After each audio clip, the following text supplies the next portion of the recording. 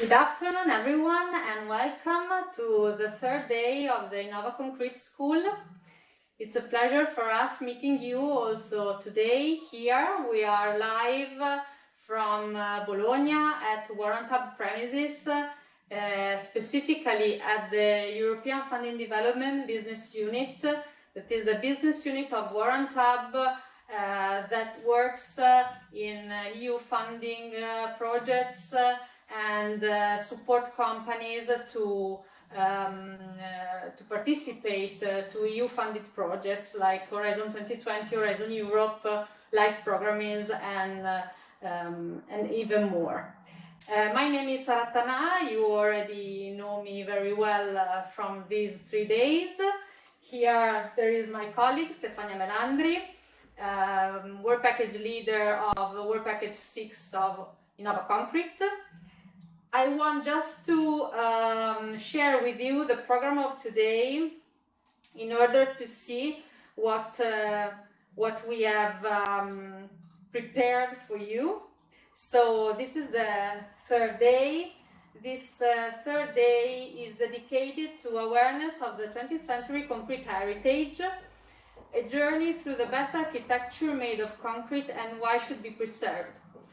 Today will be a very interesting day because we will have speakers from the projects. So we will have partners from ICOMOS, Docomomo Iberico, but also from the University of Lodz and also from Warrant Hub that did an interesting search on social impacts on Innovaconcrete project. But we will have also 3 invited speakers. I have the pleasure to introduce you later Cristiana Chiorino, an architect from Pierluigi Nervi project, and Professor Rosario Ceravolo and Erika Lenticchia from Politecnico di Torino. So you already know that our conference, we can say our school, during these 3 days has been hosted by a platform, a very nice and interactive platform called GatherTown. This platform is open. It will be open until this afternoon at 6:30 p.m. So also after this conference you will have the opportunity to visit it and to interact with people and objects you will find inside it. I just want to show you briefly how it works and the features of this platform if you don't know, or just to refresh how it works. I will show you this video.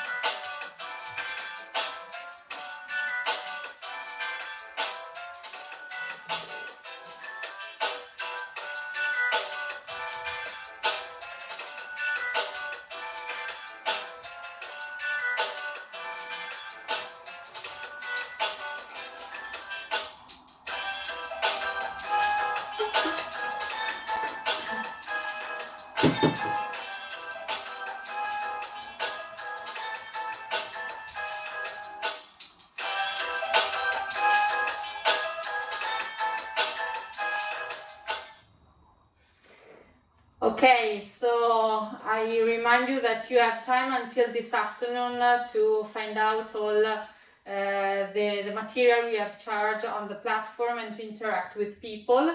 And I remind you also that participating to the Innovaconcrete School can give you the opportunity to win a flight to Cadiz. I tell you why. You have to participate to all the 3 days, so you had to participate into the rest of the conferences. I hope you have been very you have keep attention on the presentations, because next week we will send you a questionnaire where we will ask you some questions about the presentation you have seen. So you only have to answer our questionnaire, and the questionnaire with the best score, with the highest score, can win this flight to Cardiff to participate to the Innovaconcrete final workshop that will be held from the 2nd to the 4th of December. From my side, it's all, and so I give it's the turn of Stefania, that yes, as usually has prepared a question to introduce the first speaker of today. Yes, indeed. So you can click on the link that you can find in the chat. It is a Mentimeter link, and the question is related to the presentation that Stefania Landi from Icomos will have in just few minutes. So I'm going to share my screen to see what are the answers to the question. You should see my screen. So the question prepared by Stefania is the following. When were the first patents of reinforced concrete artifacts issued?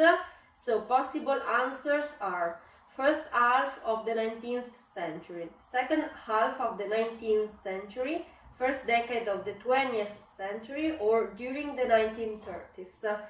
So you have 1 minute from now to answer. So the countdown has started. You can see here the seconds pass. So please have a look at the answers.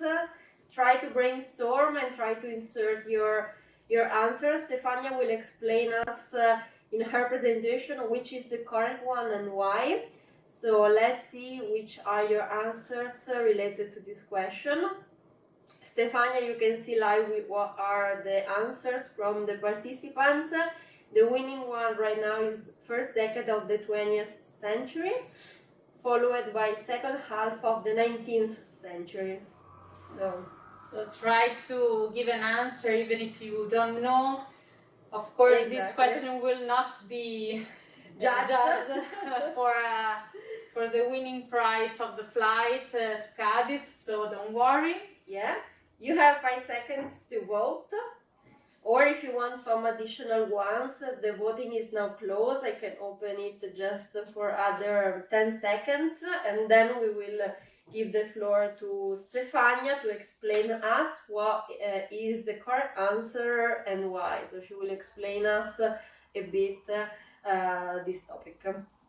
Okay, so in the meantime people will finish to vote. I introduce you the first speaker of today. Our first speaker is Stefania Landi.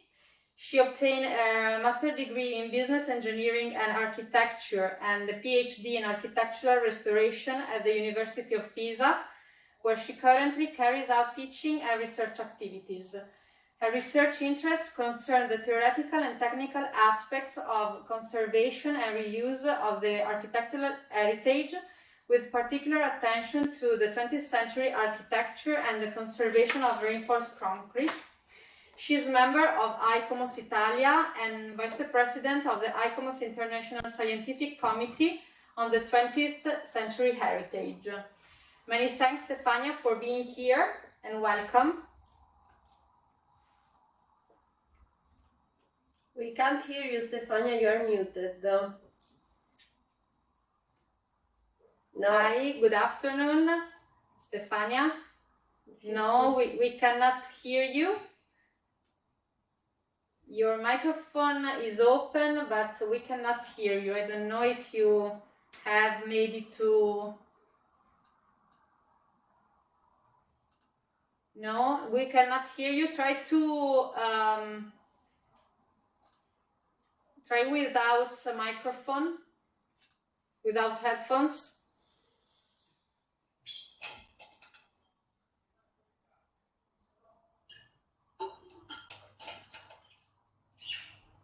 No, sorry, but we cannot hear you, unfortunately. Sometimes it is a problem with permissions that you have to allow on your computer to WebEx.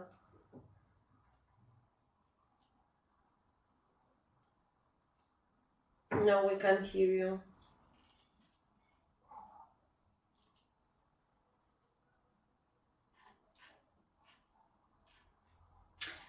No. If you agree, Stefania, you can maybe log out and log in and to see if something changed. And in the meantime, maybe we can go on with the second speaker.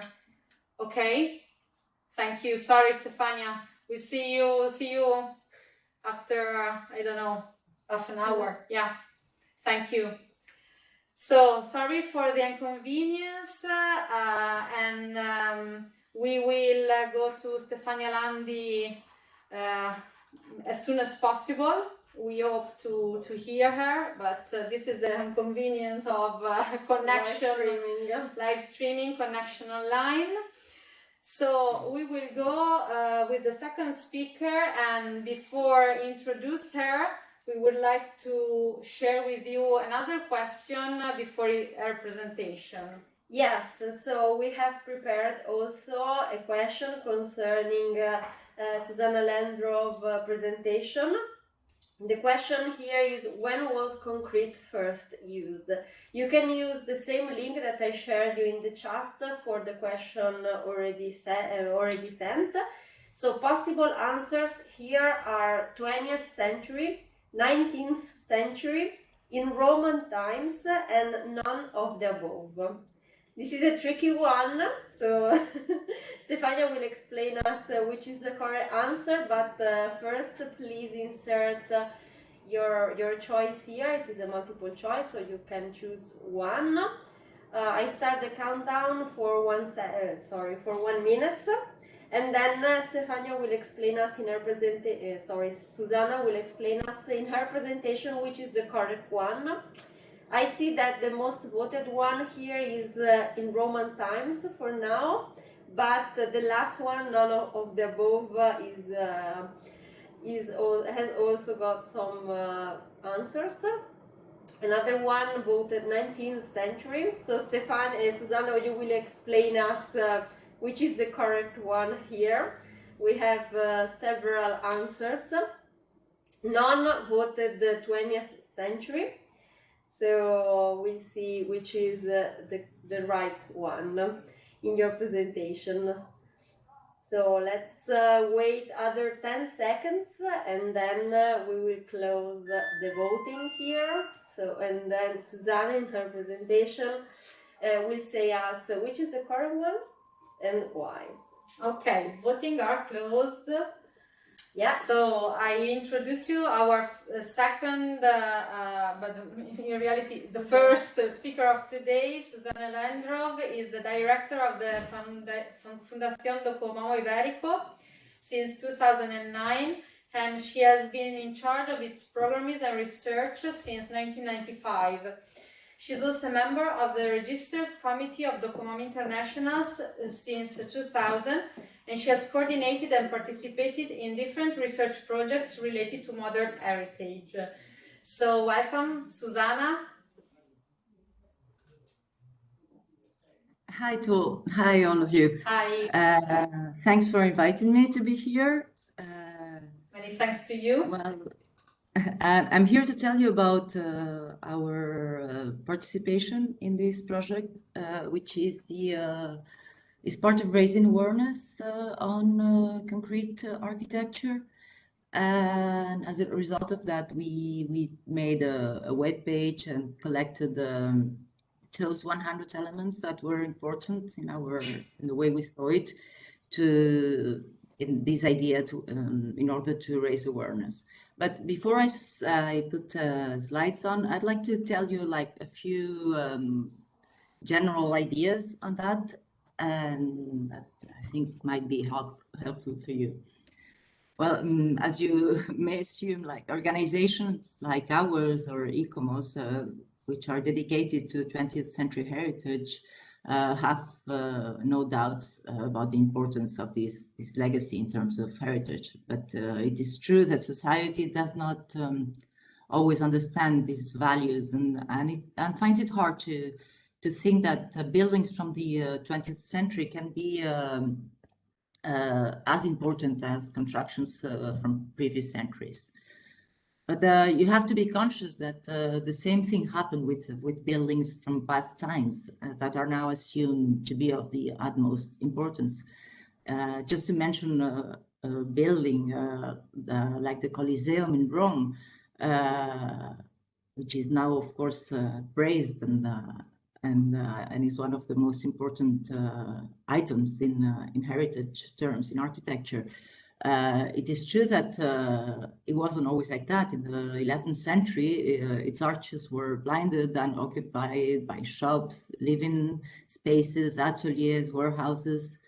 Its arena housed a church and a citadel, and it was used as a quarry by popes like Pio II, or later on by Sixth the Fourth, to use its materials to build other very famous buildings.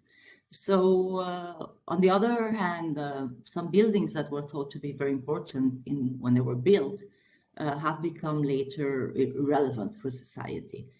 And others that were criticized or ignored have gained recognition with time. So we have also to be conscious that many or most of the buildings that we praise today are also the result of many aggregations and interventions. So this shows us that heritage is something that society builds up through time. It is a construction. It is not something that is there to be discovered, but it's a construction of society, and it depends on the perception society has of its own history. So we have not to be discouraged when we try to raise the importance and awareness on 20th century heritage, because it's a process, and we'll just put in the first stones in this construction. So if we now focus on what I'm here to tell you about, which is the heritage of the 20th century, and I'm gonna switch. I'm going to share my screen. Just 1 second. Here, and I hope you can see it. Yes. Yeah, is it in the screen? Okay, thanks. Yeah, we can see it. Put it in presentation mode. Yeah. Okay. Okay, perfect. Perfect. So, if we focus on 20th century architecture, we should focus on its particularities and on the difficulties to transmit its appreciation. We have to think that this architecture was built with new materials and new techniques. Modern constructions were the result of a firm belief on new materials and these new construction techniques that were implemented anew, and there could not benefit from an ancestral know-how that other materials that had been used before for centuries that these other materials shared. And the way they would age was unknown, and many of them have not aged very well. And they present now pathologies that, especially regarding concrete, that are difficult to address. And this is one of course, of the aims of this project, to address these pathologies. So, I want you have the names of the buildings. I've been trying to take examples from this 100 selection we've made, and I will go through the slides without commenting all of them.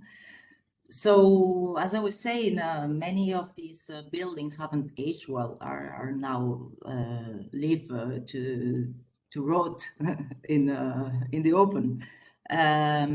Another problem with these heritage is that they have very reached certain obsolescence.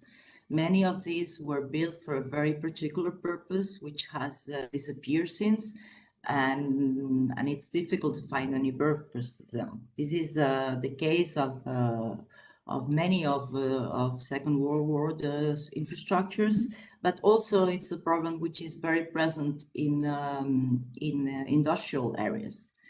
Many industries were built with a very precise functions that are now difficult to renovate. Another problem that this architecture has is that it's about their location. They were built very often in areas that were not prime spaces. They were built in the outskirts of the cities, in areas that were not built, that have that are now very densely occupied, and these places become assets for new developments, and of course they are at risk. There's also a general lack of maintenance. This should be before, like we witnesses with the Morandi Bridge some time ago, a lack of maintenance that sometimes leads to their disappearance. There is also other problems that are related to the update to building regulations. Here is an example we had thought about including in our selection, but of course, when we found the state in which it was, we had to change our minds. And very often these adaptation to the insulation regulations, to acoustic regulations, leads to interventions that completely ruin the buildings. And of course, all this leads to a general lack of appreciation of these buildings. Some of them have disappeared, and some of them are left behind. Very often because also they do carry other aspects that are not so much have not so much to do with the architecture, but with other parts of that are also important when we think of heritage, and that it's what they stand for. This happens a lot with the monuments from the communist regimes in Eastern Europe. So our goal in this project was to raise awareness on these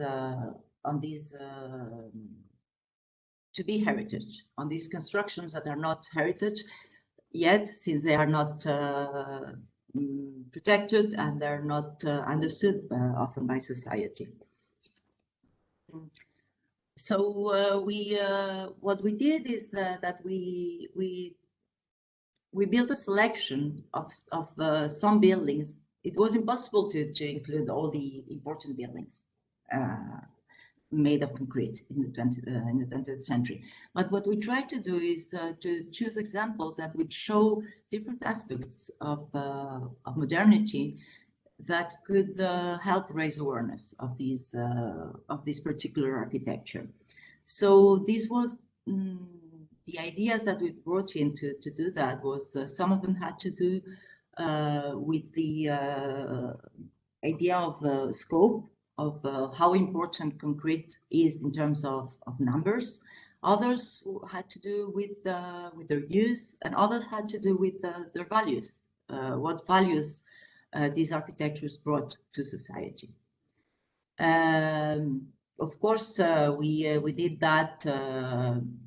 We tried to have a general idea of through the whole 20th century with different buildings from different epochs of the century. We tried to do that in all the countries in the EU, including the UK, which at the moment was in, and we tried to do it in a very easy and helpful way, in the way this platform was conceived.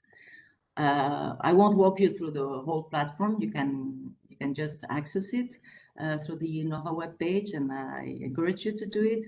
And you will find beautiful information and very detailed, not only beautiful pictures, but very detailed information aspects that we think are important to this understanding. It's important to know, to be aware of the idea that if we do not understand what the values are, and if we do not transmit the importance of this, we won't reach society. And if society is not aware of it, of course, its administrations won't protect these buildings. So we also try to raise awareness on or to show how many different uses important has been important to. Like, well, you have here a list, but in every single use that that is important for society, concrete is there. All the selection, I need to tell you, was done on air-faced buildings. So buildings where you could see the concrete. Of course, there are many other examples where concrete is important, but concrete is hidden in the structure and you cannot see it. So we focus only on buildings that where you could see the concrete. And then we did here. Well, you have different typologies of buildings that have been included in the list, so that you see how different the uses for concrete are.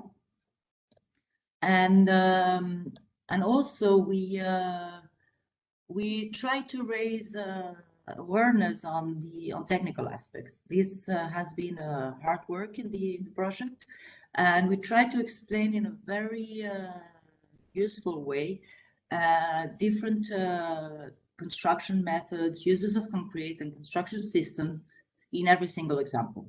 We did a very thorough investigation on every different use of concrete, technique, method of construction and structural types, and you can see these reflected in the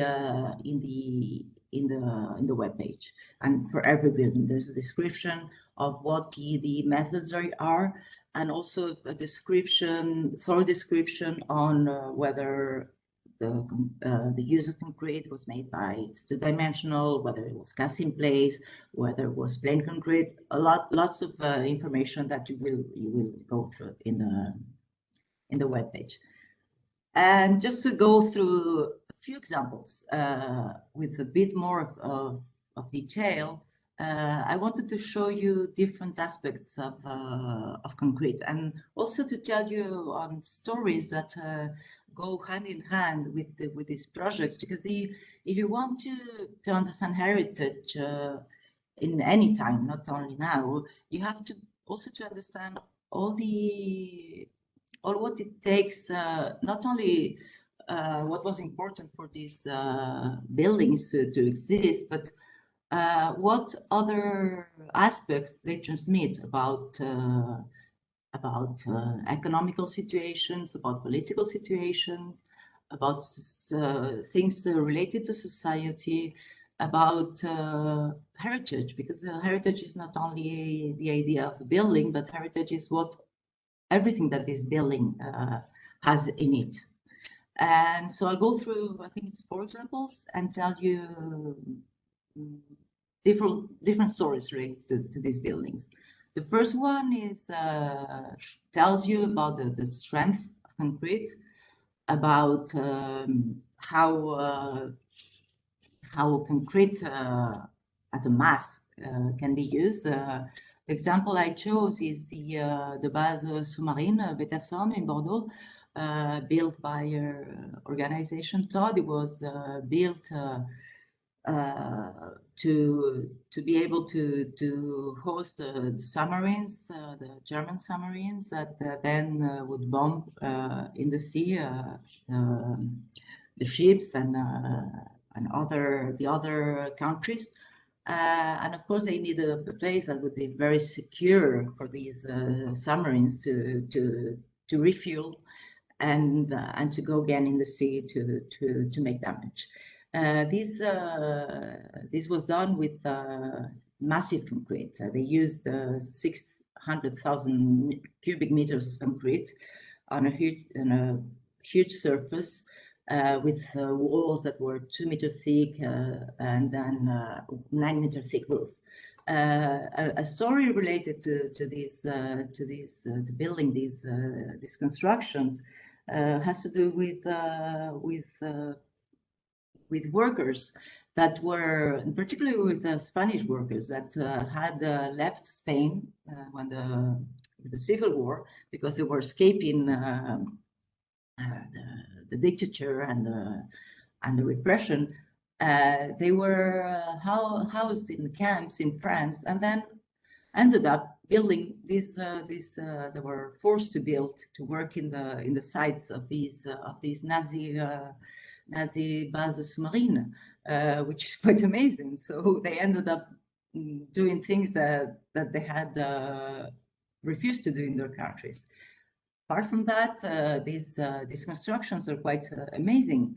They were bombed several times, but they were so strong. They invented a system with cells that would house the bombs that fell on the roof, and the explosions wouldn't make any damage to the surface. It is also interesting to see how these structures have survived and are now a tool for imagination for artists, and how they change their meaning again. Another building, well, that's a building annex to that, which is quite amazing as well, which is a distillery now, and it was the fuel tanks that were used for this base, which were not on the base, of course, but a few hundred meters away. Another example of structural types is the Zarzuela Hyperdrome in Madrid, and how lightness can also be a very important matter for this in heritage. In this case, it's a very thin structure with a very thin roof. It's only 5 centimeters in one of the at the end of the canopy, and with just one cross section, they are able to make a project, and which it houses every use they need for the hyperdrome in just one structure.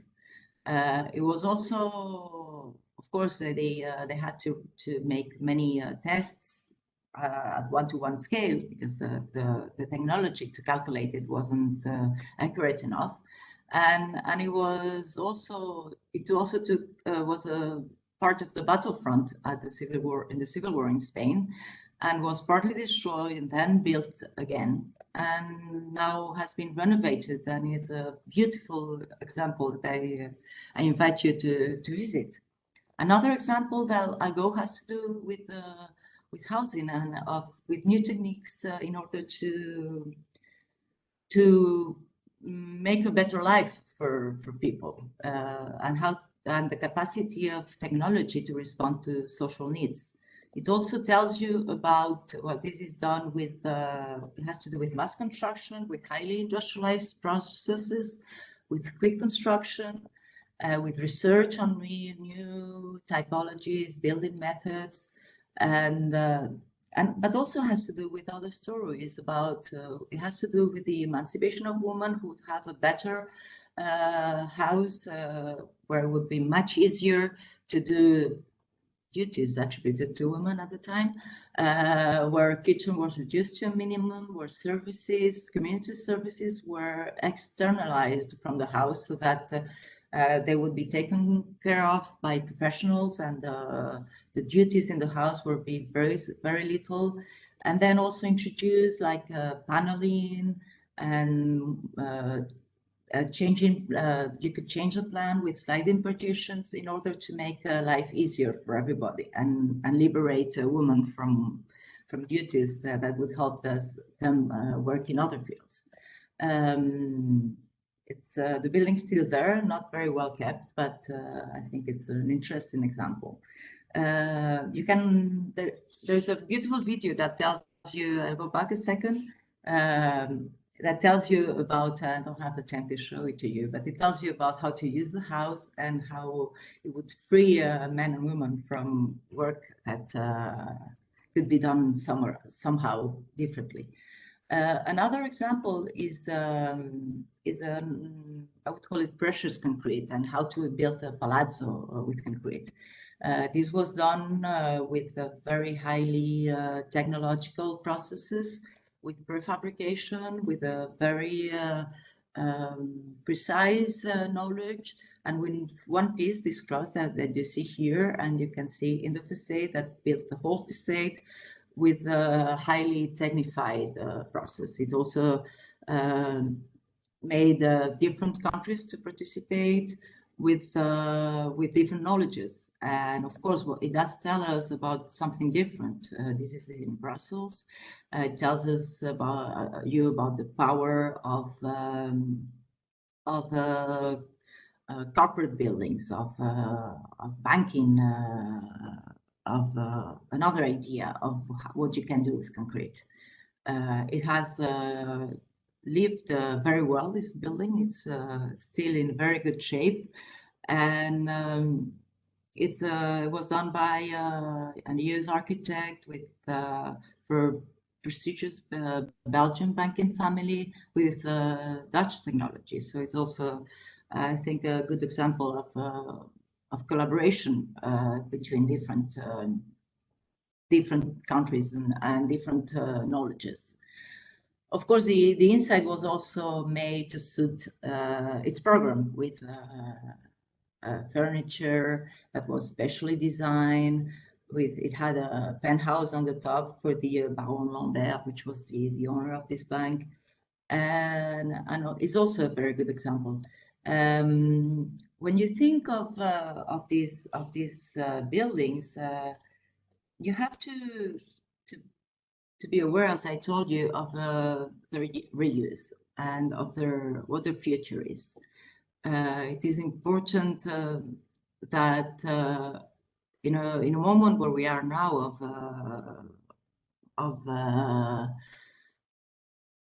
of problems with our surroundings, we have to think of these buildings as an asset, and the way we will change them we cannot keep them all as precious objects that have to be kept the way they were planned for.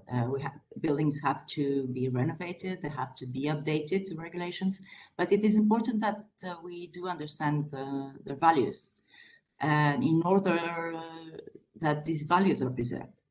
So that's why we have to study these buildings, to know their values, and to transmit them so that they can change, they can host new programs, they will be part of new projects, but their essence will be there, and we will use them. So well, I've gone very quickly in order not to be very long and to keep in time. I hope you have enjoyed it, and then I invite you to visit the webpage, to follow us on Instagram. And you were asking me to tell you about the answer to the question. I asked two questions. The first one is the one you saw, and on the page on the screen before. Of course, it was a tricky question. The answer was none of the above. We do.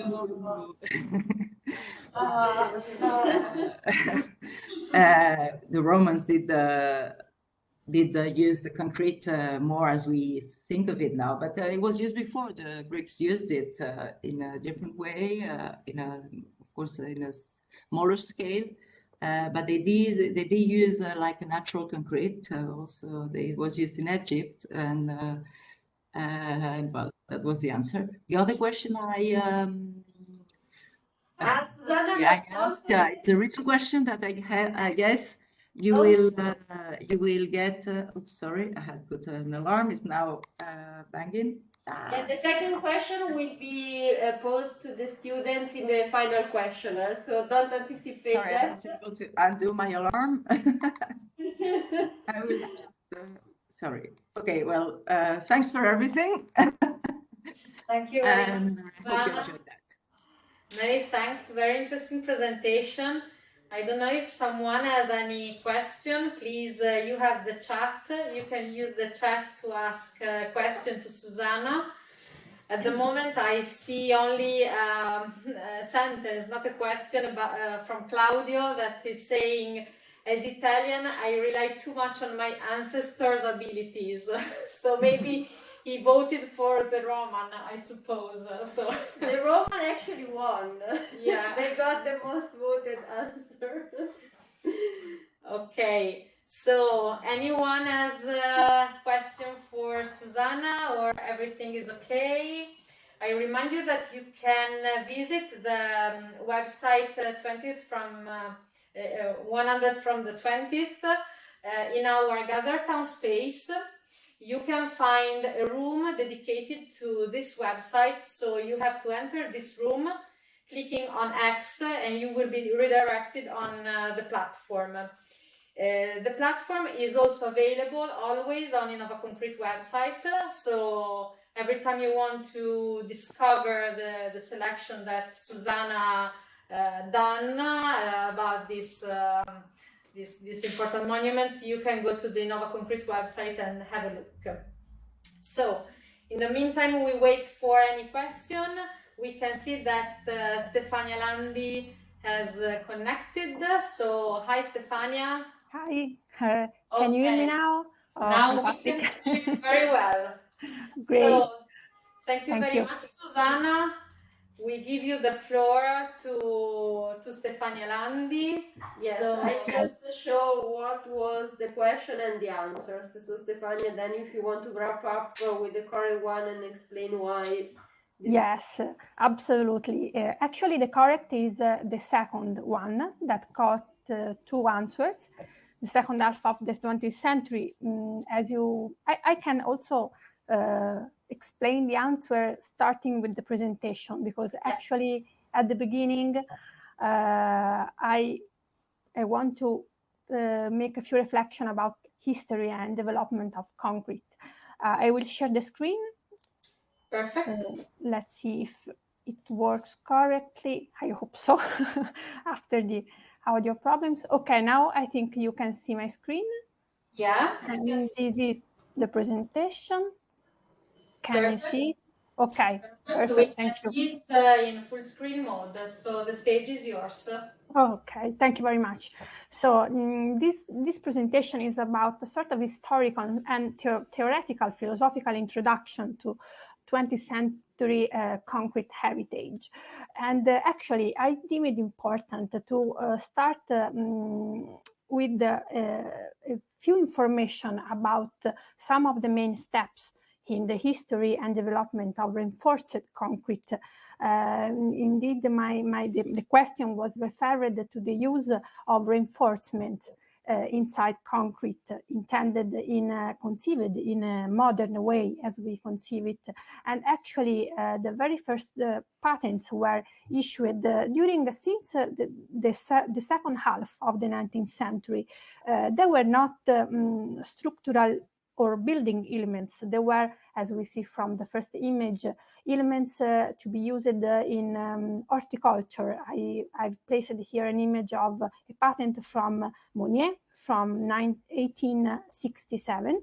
And then in the decades after the experimentations and the definition of patents continued, increased, so that we have the great success of, for instance, the Hennebick company that managed to create an international network of agents and managed to build many typologies of buildings all over the world with its patents that were developed in the first years of the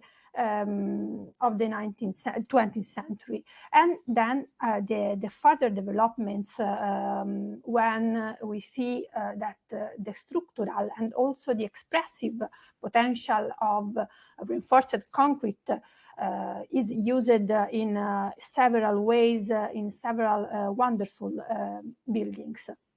But let's see with a little bit more detailed information this history.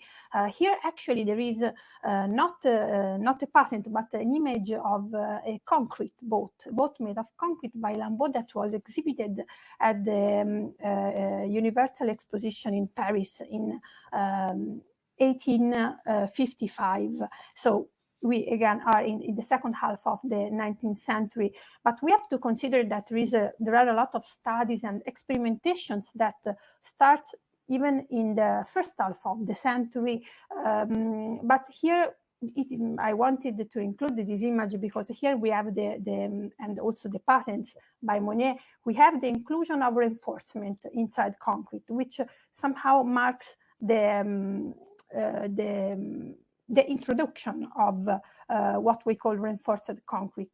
Here, a nice image of a brochure, an advertising brochure of the Hennebick company, and a detail of his patent for structure made with beams and pillars and slabs made of reinforced concrete. But it is nice, in the central image, you can see written very small the number of agents everywhere in the world, from Germany, in Italy, in Egypt, in Mexico, in Canada, really all over the world. They had professionals and companies working with their patents, building every kind of building all over the world here, and also getting to reach some extraordinary results, such as in the case of the realization of these grain silos in the port of Genoa.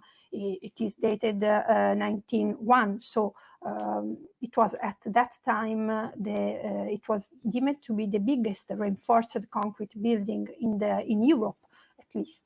And other important achievements here, the Risorgimento Bridge in Rome, that was built again following the Hennebick rules and patents in the 1910. Another extremely important achievement, the realization of the plant of the Fiat Lingotto in Turin, which was also visited by many important figures, architects, even Le Corbusier, because it was actually a huge realization and a huge success, the possibility to build such a modern, big and functional industrial plant for producing vehicles in that period. And here I have included also several images following also the presentation by Susanna Landruv to express the many ways in which during the decades the aesthetic and the structural potentialities were in parallel exploited and investigated. But concrete, as we have seen, was used, of course, not only as a structural element, but also as an element for decorations. Here, for instance, we see a little panel of the Ennis House in Los Angeles by Frank Lloyd Wright. So the experimentation was also in the use of concrete as a decorative and as an artistic material. But here in this other example, we can see the impact of this of the way of using reinforced concrete here by Rudolf Steiner in this example in Switzerland, where we also can appreciate the use of fair-faced concrete. And again, the use of reinforced concrete in many industrial plants, because in these first decades of the 19th century, it was very much employed for the realization of industrial buildings in general, for allowing the realization of large empty spaces that were to be filled with machineries and technical equipment of the plants.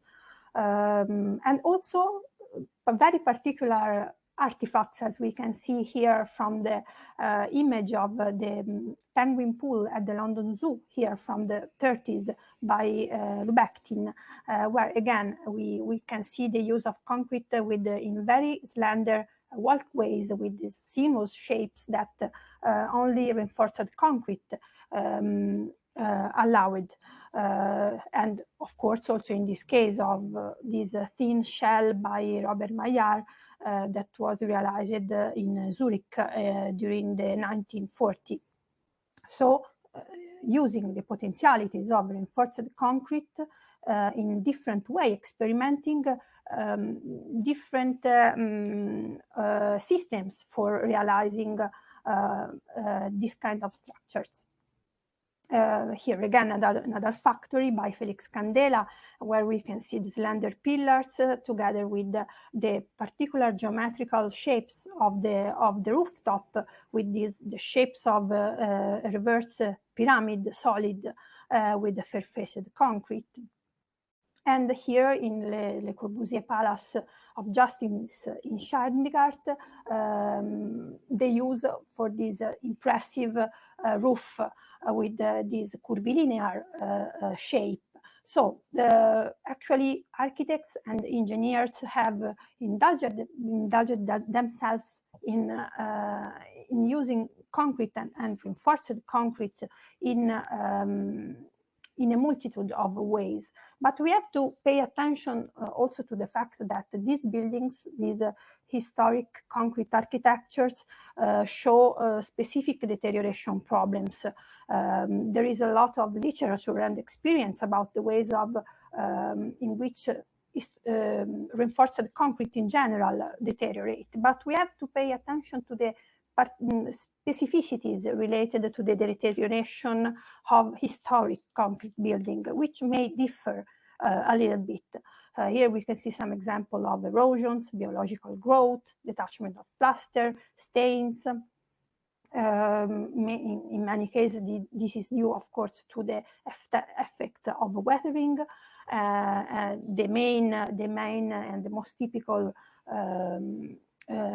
deterioration phenomena is the spalling of the concrete cover that is caused by the rusting of the reinforcing bars. But also in some extreme climatic condition, the dramatic effect of freeze-thaw cycles on, in this case, an infrastructure. And also the problem deriving from the use of improper techniques and methodologies for developing repairs. Improper from the point of view of the type of material used, that it's one of the biggest challenges when we have to deal with the restoration of a concrete architecture. And so for this reason, I want to focus the attention on some issues that it is absolutely important and crucial to increase the knowledge about historic concrete from different point of view, about the multiple ways of using concrete in historic structures, and in this sense, the great work of mapping for the 100 of the 20s that Susanna Landru previously described it was exactly done in this way, to increase the knowledge about the many ways of using concrete and concrete of concrete and reinforced concrete during the 20th century. So other issue, the many different types of historic concrete and their specific types of deterioration, as well as their performance and durability, because of course it is clearly so much different, the concrete used by Annebic company in the Fiat Lingotto from the concrete used during the 60s or the 70s or the 80s. So not only the deriving from the technological development of the material, but also difference related to the single components that constitute the concrete mix. And another second important issue that I want to underline is the need to analyze, to understand and recognize the pressures for change that can affect a site. That might be of any typology, a monument, an industrial building, a residential building of any type, that might depend from development pressures, changes in the building codes, in any kind of regulation affecting the the built heritage, environmental changes, and of course, natural disasters or man-made disasters. And so a deep understanding of and knowledge, increasing the knowledge about historic concrete types, as well as in each case to recognize the pressures for change, it is crucial to manage the change sensitively and to identify effective conservation strategies. So in order to also discuss a little bit about the approaches to historic concrete conservation, I want to mention a little bit of the work that the ICOMOS working group developed within the Innovaconcrete project. In particular, it was involved the ICOMOS International Scientific Committee on 20th Century, that in line with the objectives and the mission of ICOMOS supports the identification, evaluation, safeguarding and conservation of the 20th century cultural heritage. And the scientific committee worked to an important document that was firstly published in 2011, called Madrid Document, Approaches for the Conservation of 20th Century Architectural Heritage, in order to address to give an answer to the issues concerning the conservation of the 20th century heritage in general, of course, not only the heritage made of concrete. This publication was translated in different languages and over the years updated, and so that we arrived in 2017 to this new version called the Madrid New Delhi Document, which aims to, of course, to contribute to a respectful management of this heritage, while recognizing the existing conservation documents, but also it identifies the issues specifically involved in the conservation of 20th century, covering the full heritage, the full range of heritage topologies, including not only architecture, but also infrastructures and landscapes, industrial sites, and so on. And on the basis of this document, we have worked on the so-called CADIS document, the Innovaconcrete Guidelines for the Conservation of Concrete Heritage, which is a document which is aimed to provide guidance for the conservation of concrete heritage with respect to its cultural, historical, aesthetic, social, and technological values. And the public that we have conceived for this document is made of restoration practitioners, professionals, including architects, engineers, conservators, but also the contractors, craftsmen, public authorities and officials, as well as the owners of the buildings or sites that may be faced with the important decisions about how to preserve this heritage made of concrete. Therefore, we proposed a sort of process, methodology to address the challenge of conserving concrete heritage that is organized in these main 8 steps, which are all equally crucial and important to get to the result of a sensitive and proper conservation action on a building or site. The first one is develop, understanding, and assess the significance of the property object of attention, paying particular attention to develop also comparative analysis, considering the typology of building, the technology used.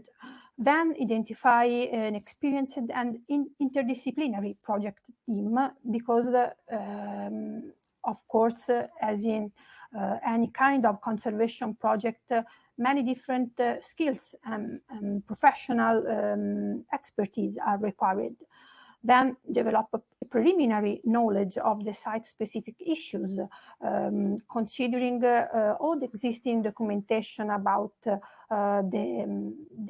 site, but also its context and all the problems that might derive from, for instance, environmental conditions, boundary conditions in general. Then perform a detailed condition assessment on the building or site with site inspections, with also involving, for instance, if possible, interviewing people, users, owners, all the people that may have had some relation with the building or site. Then it is possible to start developing a repair approach and policies that should be, of course, sustainable from this different point of view. Of course, it is crucial to pay attention to environmental sustainability issues, as well as to social sustainability of the strategy and approach.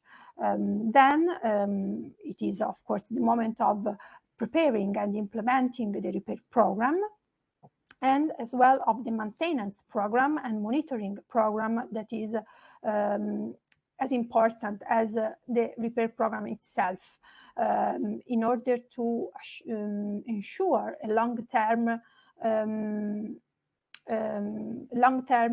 performance and positive success of the repair project implemented. And finally, the importance of promoting and celebrate concrete heritage. We have, of course, included this last step because it is really through the communication, dissemination, and promotion of the concrete heritage that we can ensure its conservation. And I want to close this presentation again recalling some of the reflections developed before by Susanna Landruv, because about the fact in particular that when we are dealing with the concrete heritage, we go from sites and buildings of which the significance and value is recognized at an international level. Here I have included just a few examples of the concrete heritage sites that are included in the UNESCO World Heritage List. That goes from, that will be from, as in the case of the Centennial Hall at the very beginning of the 20th century, up to the Ciudad Universitaria de Caracas or Brasilia that were realized in the middle of the century. But so we go from a very deep awareness of the importance of some concrete heritage sites to the presence of multiple sites which are at risk.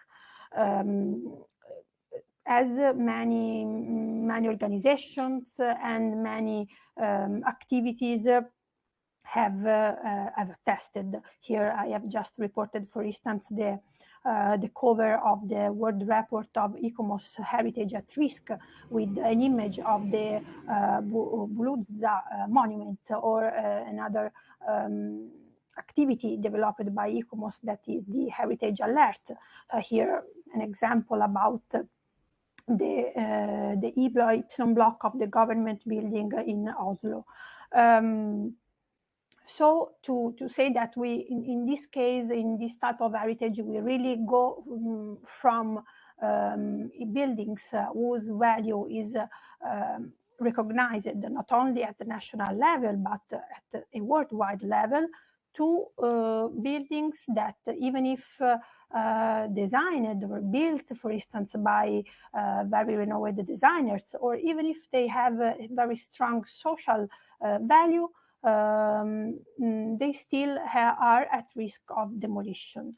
And for this reason, the efforts should continue to be oriented to the knowledge, inventory, and cataloging of the heritage of the 20th century, in particular the one made of concrete. So with this last consideration, I've ended my presentation today, and I thank you very much for your attention. And of course, I am available in case you have any question. Many thanks, Stefania. Thank you. Very much for your presentation. We have a question for you. Okay, Yes. so it is written in the chat, but I'm going to read it. A participant asked, has concrete only been used for its building characteristics, or for a certain period of time it has also been fashionable in some way? Maybe right to use it for its appearance? Yes, of course. The exploitation of the structural potentialities of concrete went in parallel with the exploitation and discovery of its aesthetic qualities. It was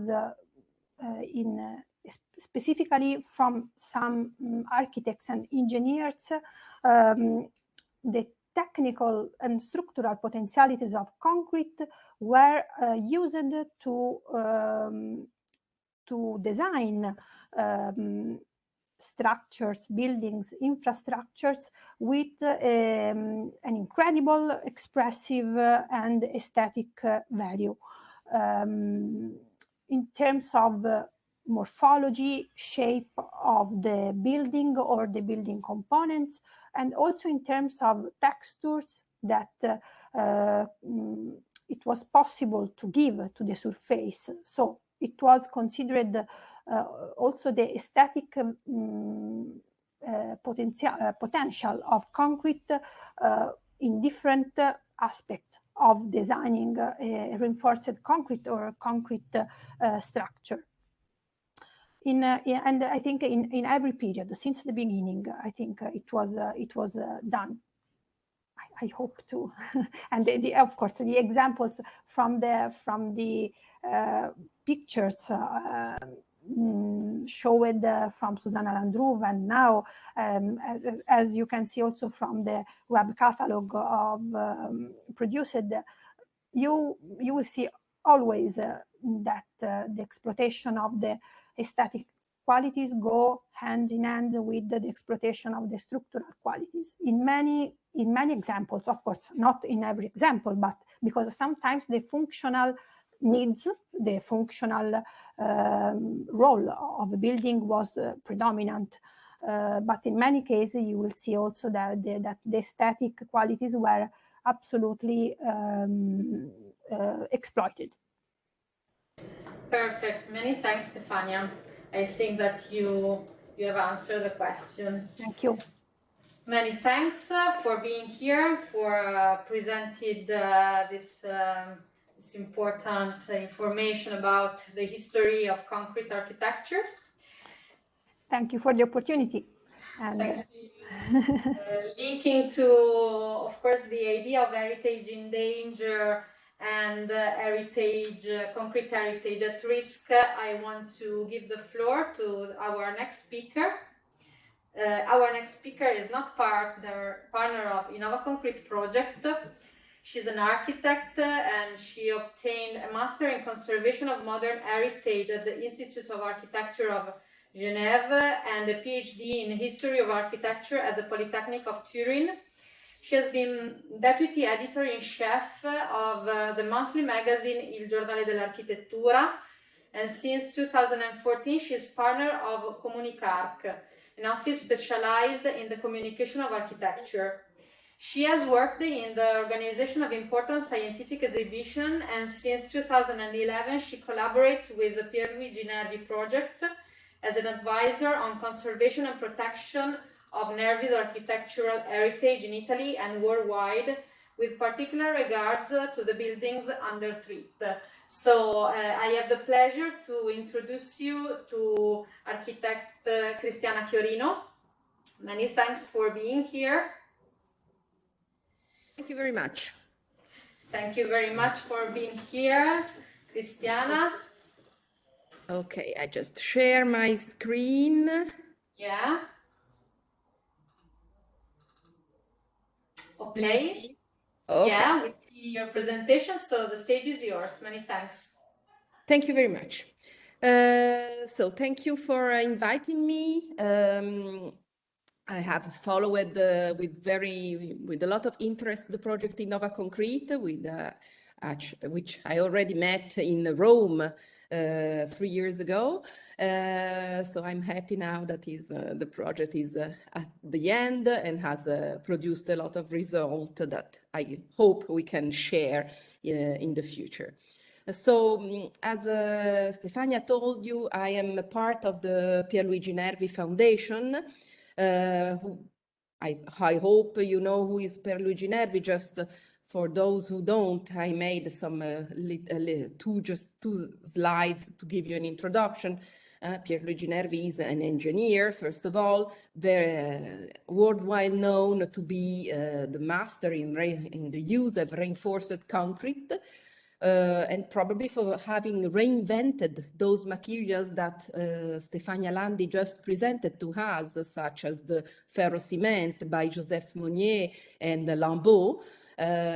So starting from these techniques, he will develop his own techniques on ferrocement and using it worldwide from Rome to San Francisco, building with this technique. So as you can see here, he has been for this defined one of the most brilliant artists in reinforced concrete of our time. Just a brief curriculum. The cursus honorum of Pierluigi Nervi is quite long and important. He had a lot of recognition for his works. He was not only he was an engineer, but he was also owner of his own construction firm called in the beginning Nervi e Nebbiosi and then Nervi e Bartoli. So with this double hat, he had the possibility to completely control the building process of the building in which he was involved. And to control the building process and also control the cost of those buildings. This gave him the possibility to build a lot and to build very quickly. Something that was obviously possible in the Italy of the after the Second World War, because it was based, his method were based on the use of human labor with a very low cost of human labor. And it was so a special moment in Italian engineering, for the Italian engineering history. His works have been published all over the world. I've just put here some of the most famous covers of magazines and books devoted to Nervi's work, from Germany to Japan to Australia to United States. What we are doing with the Pierluigi Nervi Project Foundation. So Nervi obviously was very known all over the world for many years. He was invited to give lectures everywhere.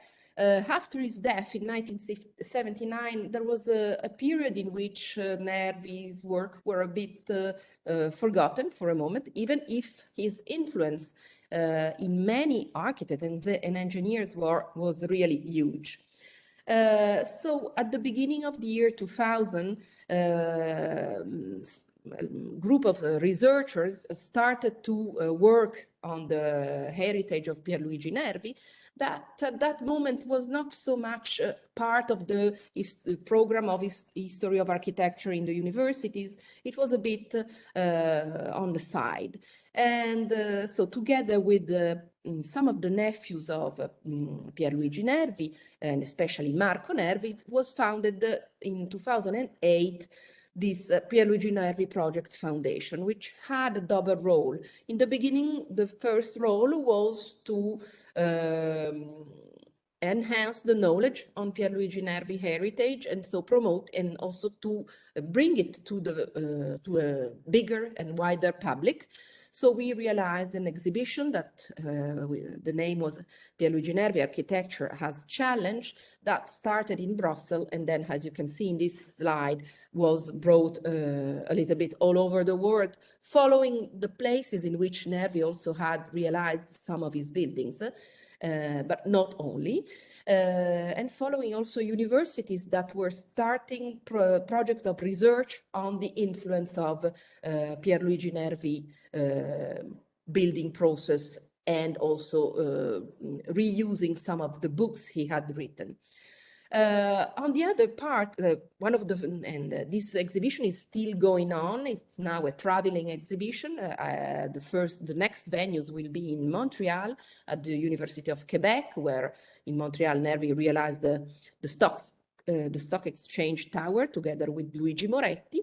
And it is in this moment in Norfolk also where Nervi realized the Norfolk Arena, which is a huge building in concrete that has been one of the biggest arena in concrete for many years, that is realized more or less following the system that Nervi used for the 1960 Olympic Games in Rome for the small sport palace. On the other side, the other important commitment of Pierluigi Nervi is the preservation of his architectural heritage. Because when we were working on the exhibition, we started to be involved and called by some associations that were worried of the conditions of some of the buildings by Nervi all over the world. And sometimes we arrived too late. Sometimes we could be part of this, of the process of conservation and transformations. So the situation was complicated and with a lot of differences from a country to another. So here I have put a list of what are the main commitments of the Pierluigi Nervi Foundations. We started in 2015 after the exhibition on a catalog of the shell structure together with IASS, Historical Spatial Structure Working Group. And then we worked on the protection of some buildings in order to stop projects of big transformation. One of which we are mostly interested is the protection of the Cartiera Burgo, which is a building in Mantua, on the south of Milan. That was in 2016 a heritage at risk, and we obtained the protection, and is today, I will show you in a few moments, one of the best practice of conservation on the buildings of Nervi. Then with the Pierluigi Nervi Foundation, we promoted two Getty program in the program Keeping It Modern, that is funded by the Getty Foundations. And we won one grant in 2017 for the Flaminio Stadio in Rome. It's a program that was coordinated by Professor Romeo and Università della Sapienza, that has been concluded, and the result is it's a master plan that has been realized on the conservation of the building, that has been published this summer in July 2021 on the website of the Getty Foundation. Then we promoted also the publication of new or republication of books by Nervi, like Aesthetics and Technologies and Technology in Building, the book that Nervi wrote when he was invited in Harvard to give his lecture, always keeping in mind that to save and to protect the buildings by Nervi have to go hand in hand with the dissemination of his work. And together with this, so we arrived in 2019 to a second grant. So we are very proud of being part of two grants of the Getty program Keeping It Modern on the Turin Exhibition Hall. This is a project on which will speak my colleague Erika Lenticchia in the next lecture. And also in the same time, we have promoted together with the Polytechnic of Milan in the headquarters that are based in Lecco, a permanent site of part of the exhibition devoted to Nervi. We have founded a Nervi laboratory, and we have worked since until 2019 to free summer school devoted to the conservation of Nervi's heritage, and we hope to organize another one for this summer. Obviously, everything was a little bit stopped for COVID reason. So what was the panorama with which we had to deal with? So we had a lot of buildings that have been demolished already because of the lack of recognition and lack of knowledge.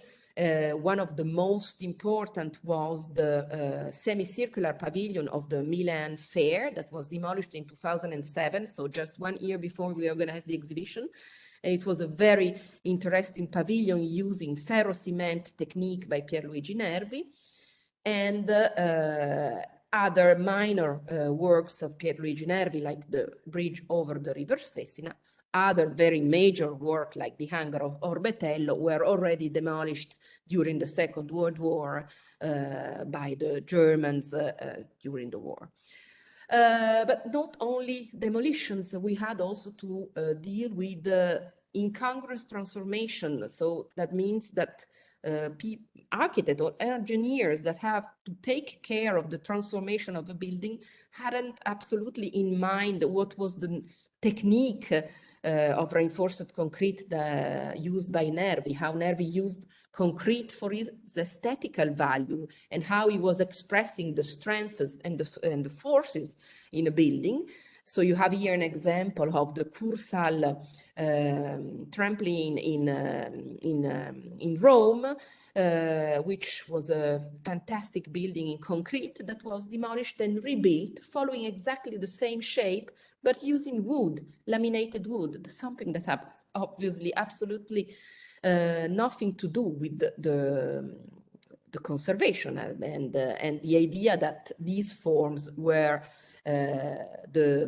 derived from the use of concrete and how concrete works. At the same time, in 2009, we couldn't absolutely stop this project of transformation of the train station in Savona, always by Pierluigi Nervi, in which the hierarchy of the building in this case is completely changed, opening the underground floor of the building. And so the columns that Nervi, with a lot of attention, designed and detailed, are losing their function. One of the main incongruous transformations with which we had to deal in the last years is the Stadio Berta in Florence. Today is called the Stadio Artemio Franchi. It is the first building in which probably known worldwide, designed by Nervi, in which Nervi used concrete still in a classical way. So no, it's not prefabricated concrete, it's concrete casted on site, but the structure is exposed, and the role of structures is so important and is part of the language of the architecture. So we organized 2 years ago a petition in order to stop the possibility of demolition or of a huge transformation of the stadium that had to be transformed in order to respect the requirements of the new rules for stadiums in Italy, and also to have a bigger possibility for a bigger number of public. And also with the help of Stefania Landi and of ICOMOS 20th Century group, we organized an heritage alert that was really fundamental, because after this ICOMOS 20th Century alert, the municipality of Florence decided to stop this project and organized finally this year a very interesting international competition that is still undergoing, that has inside the bid, there are rigid rule on the preservation of the stadium. At the same time, buildings, Nervi really was one of the only modern architect, in this case engineer, to be able to realize a building in the Vaticano. So he realized this famous papal audience hall that is today, it's the Sala Nervi. It's a building that is quite well preserved in the interior, but that some years ago was transformed for a reason of sustainability, in order to add photovoltaic panels on the roof, which is absolutely a noble reason of transformation. But unfortunately, this transformation completely changed the shape of the roof that you can see from the top of St. Peter's Dome. And so all the concrete panels that were covering the roof, that were also that were built in ferrocement and were used also for the natural ventilation of the building, were demolished to install these photovoltaic panels. And then we have a huge amount of abandoned buildings. Nervi, with the Nervi e Bartoli, was in charge after the Second World War during the 50s of a huge amount of warehouse and building and deposits in the areas of the main train stations in Italy. Because his construction system was so economical and he could realize these buildings so quickly that obviously he realized a huge amount of buildings that are many times they are not really buildings, they are a big hall. And today we don't need anymore these halls, so we have to transform them, and to find a new function for this building is really difficult. It's really a challenge. One of the most interesting is the salt deposit in Tortona. It's a building of the 50s in which Nervi will use the system of prefabrication of cast in situ formwork with the lozenge shaped elements in ferrocement that we find also in the Turin exhibition hall that Erika will show you in the next lecture. So a very interesting building. Unfortunately, for the moment, abandoned. There were some exhibitions inside to open them to the public and to get awareness of this building, but abandoned. Another very world-known building by Pierluigi Nervi in Turin, always in Italy, is the Labor Palace, Palazzo del Lavoro, which is a building that is today privately owned. It's the first building in which Nervi mixes concrete and steel. So there are these fantastic pillars, 26-meter high in concrete, with a very particular shape, starting from a cross and ending on the top with a circular cross-section that opens up to these sort of umbrellas realized in steel. The building was used until the mid of the 80s, and then with less use until the beginning of the year 2000, and then since 10 years more or less it's abandoned. There is a project of transformation into a shopping mall that you can see on the right of the picture. And for this building, with the Pierluigi Nervi Foundation, we tried many times to work with the municipality of Turin, asking for an international bid for the transformation, and asking also to organize a sort of master plan for the renovation of the building. We hope that we will succeed in this. In this moment, the Turin city has just changed the mayor, so we hope that things are changing a little bit on this building, also because the project of a supermarket is stopped. But obviously, there were not just negative things. There were also good practices that were going on. There is always next to this trampoline in Cursal in Rome, Nervi realized also with La Padula, it's more correct to say La Padula realized with Nervi this fantastic pavilion that is used as a restaurant with the cantilever structure realized with the typical element by Nervi. And it was restored with a lot of attention using FRP that were put on the exterior of the structure in order not to cancel the expressiveness of the ribs that are an important characteristic of Nervi language. At the same time, in Rome, another experimental restoration was carried out by the University of Tor Vergata and Professor Tullia Iori in this experimental warehouse, experimental pavilion realized by Nervi, which is the first pavilion in which Nervi applies the technique of ferrocement, this technique of very thin element realized with several wire mesh one on the other, and with a very thin cement on the two sides. So it's a particular type of concrete that request also particular techniques of conservation that are different from the more known techniques of conservation of classical concrete that uses also in earths and stones. At the same time, we were, as Per Luigi Nervi Foundation, we were invited to be part of the jury in the competition for the transformation of the warehouse and in Bologna, which is a building realized by Nervi and Nervi e Bartoli, always this series of buildings realized next to the railway station. So it's a huge building in which Nervi will use another patent that is called the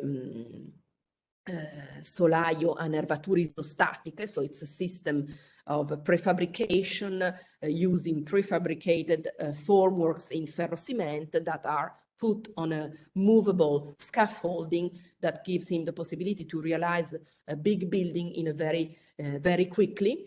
And the ribs of the ceiling that you see are following the lines of the bending moments, always in this idea that structure have to follow the strength of materials, and we have to use as less as material as possible in order to be more economical.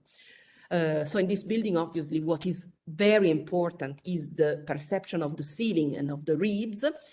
In the competition, the project was won by von Gerken, a German firm, together with a local partner, Clemens Kusch and Maurizio Milan as an engineer.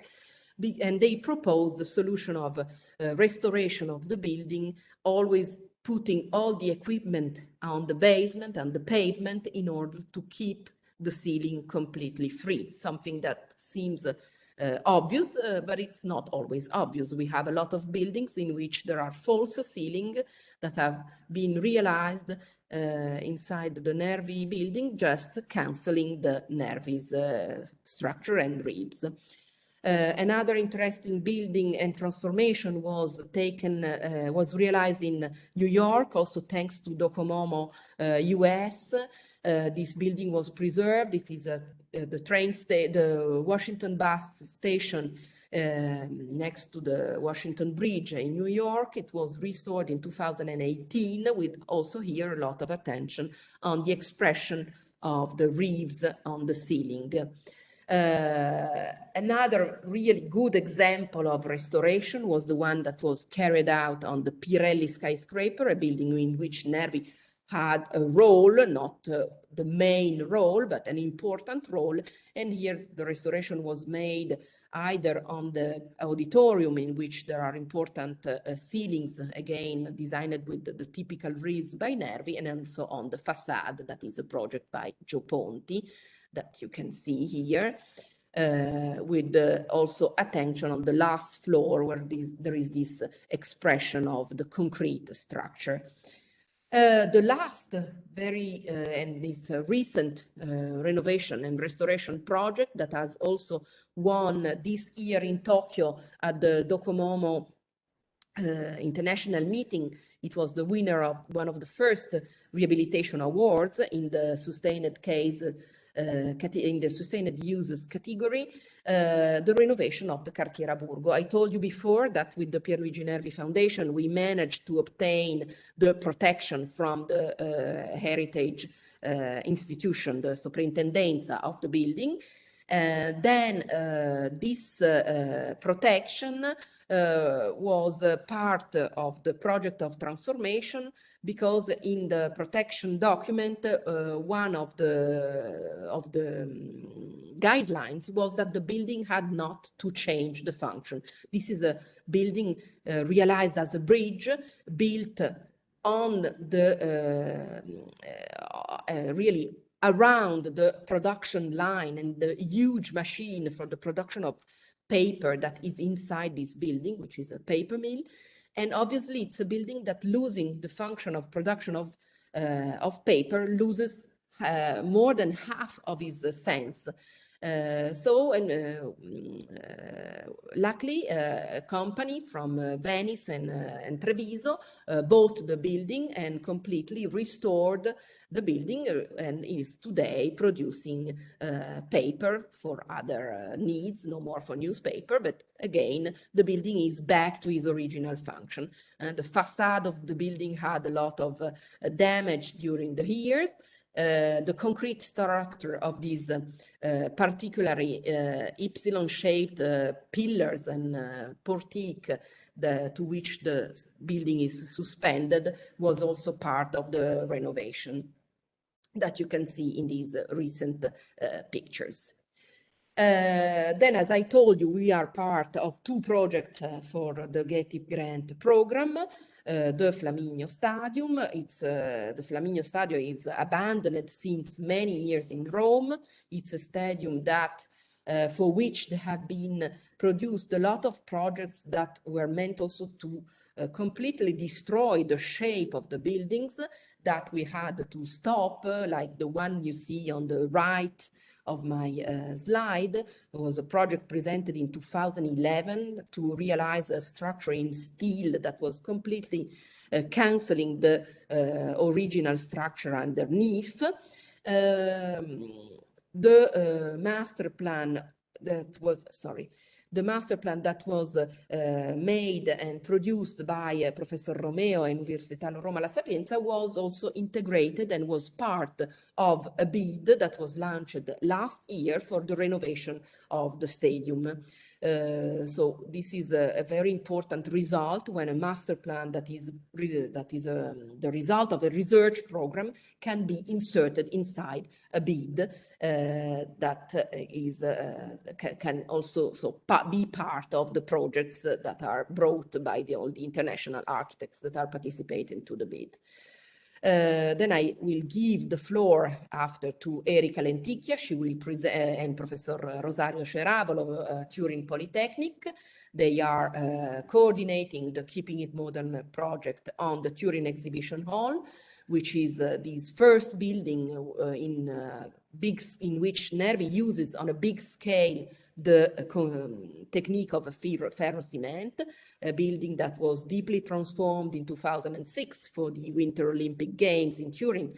As you can see at the bottom of the slide, it was transformed into a hockey stadium.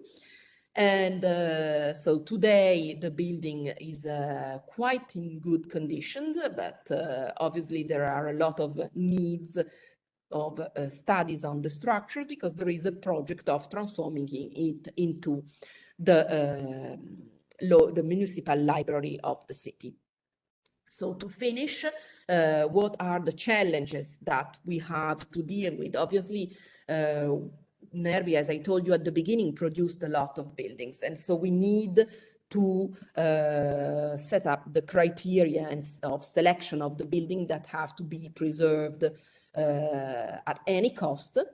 We are working also on UNESCO, on a list of buildings by Pierluigi Nervi that we want to present in the tentative list to be then inserted in the UNESCO heritage. And so we are working on these criteria of selection. On the meantime, the project of Turin Exhibition Hall that is still going on will work on the new techniques of restoration of concrete, but especially of ferro cement. And on the other side, obviously, there are all the structural monitoring and reassessment of this structure with which we have to deal with. And this is a crucial point, and that's why we decided to focus the second grant by the Getty Foundation on this aspect. So with this, I thank you very much for your time, and I'm open to questions if there are.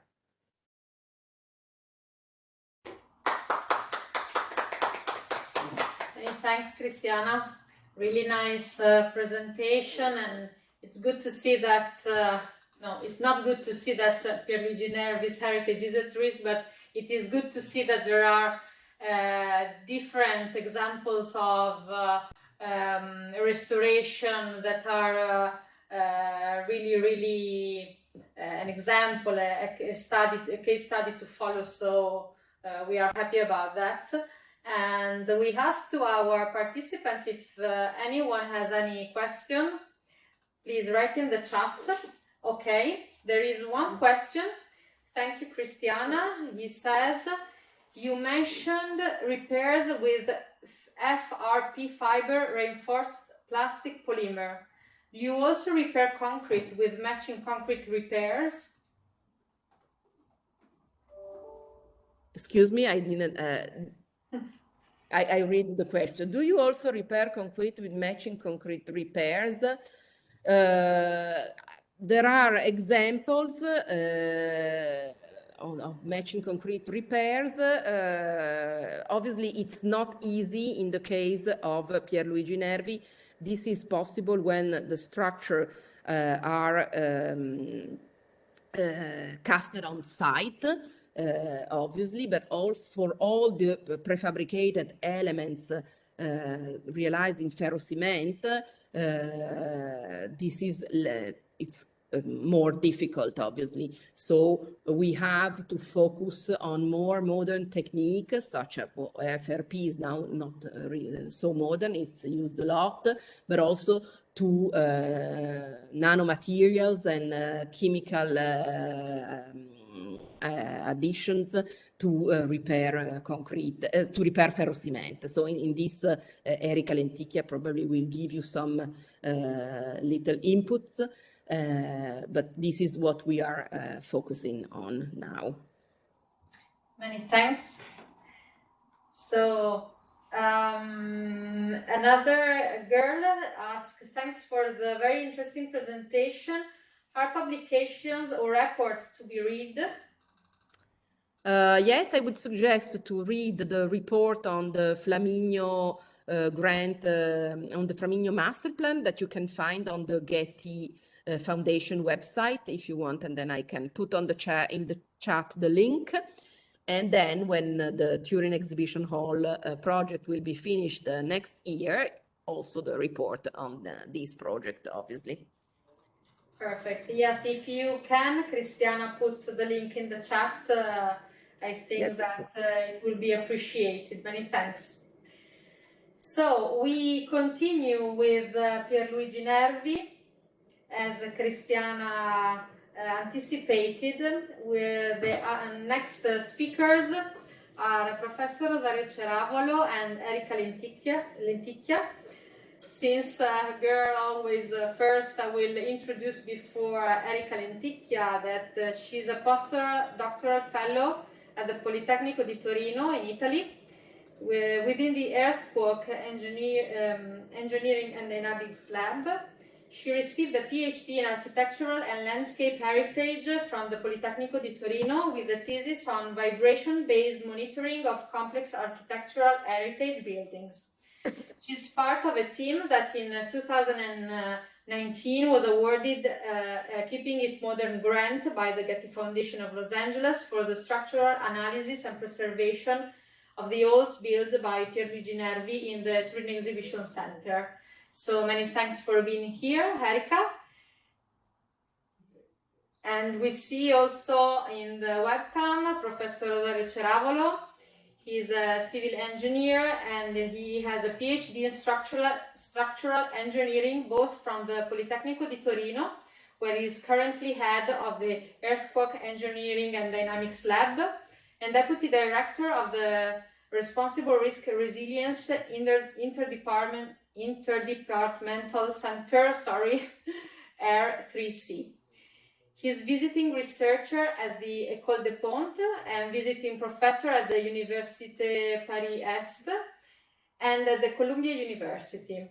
He's also a member of the multidisciplinary and PhD board in architectural heritage and author of 250 research papers, including 80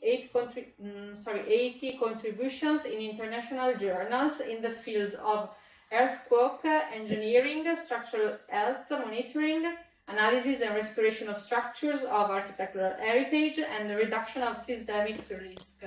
So sorry for my bad English, and many thanks for being here with us today. Many thanks for accepting our invitation. Thank you. Thank you very much. Thanks to you. Can I share the screen? Yeah, you can share your screen. Okay. Thank you very much.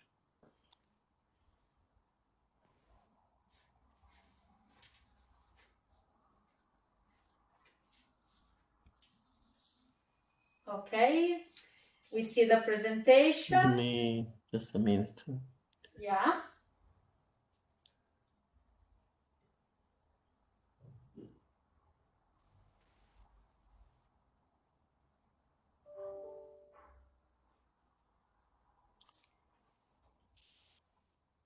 Grazie mille.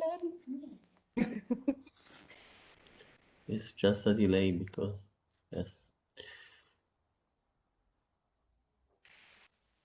Don't worry, take your time. Okay. Okay, we see your presentation in full screen mode, so the stage is yours. Many thanks. Okay, may I start? Okay, thank you very much for your kind invitation to start with.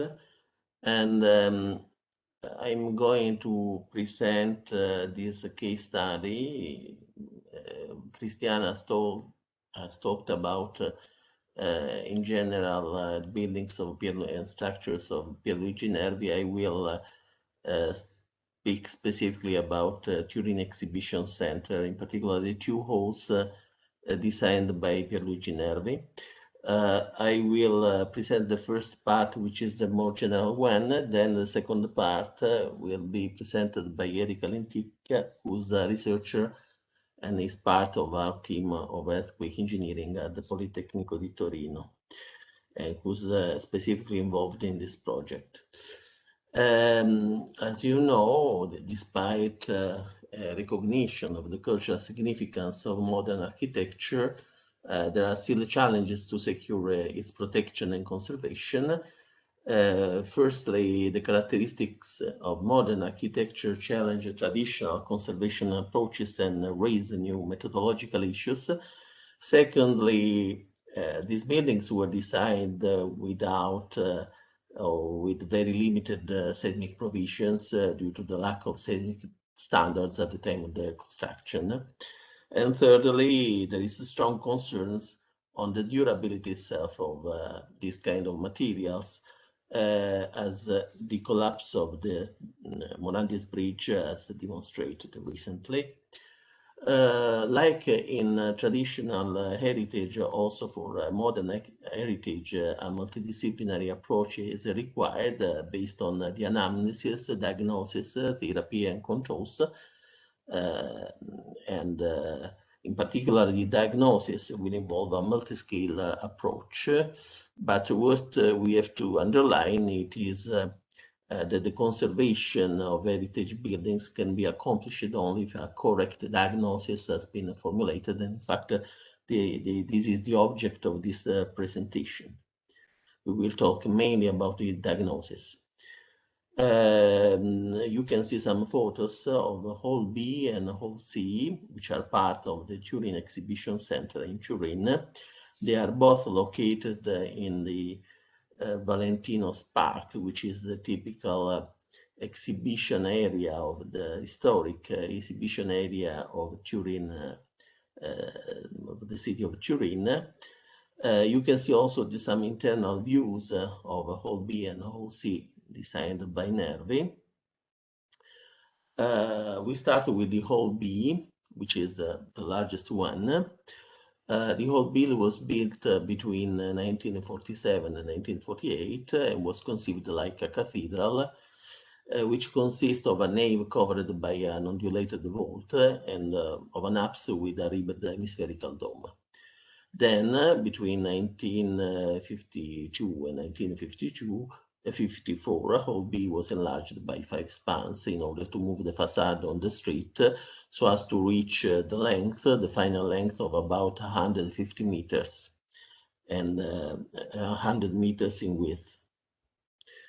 The The whole B was a challenging work for Pierluigi Nervi because of many conditions. For instance, the time allowed, less than 10 months, cost cuts, building dimensions, lighting.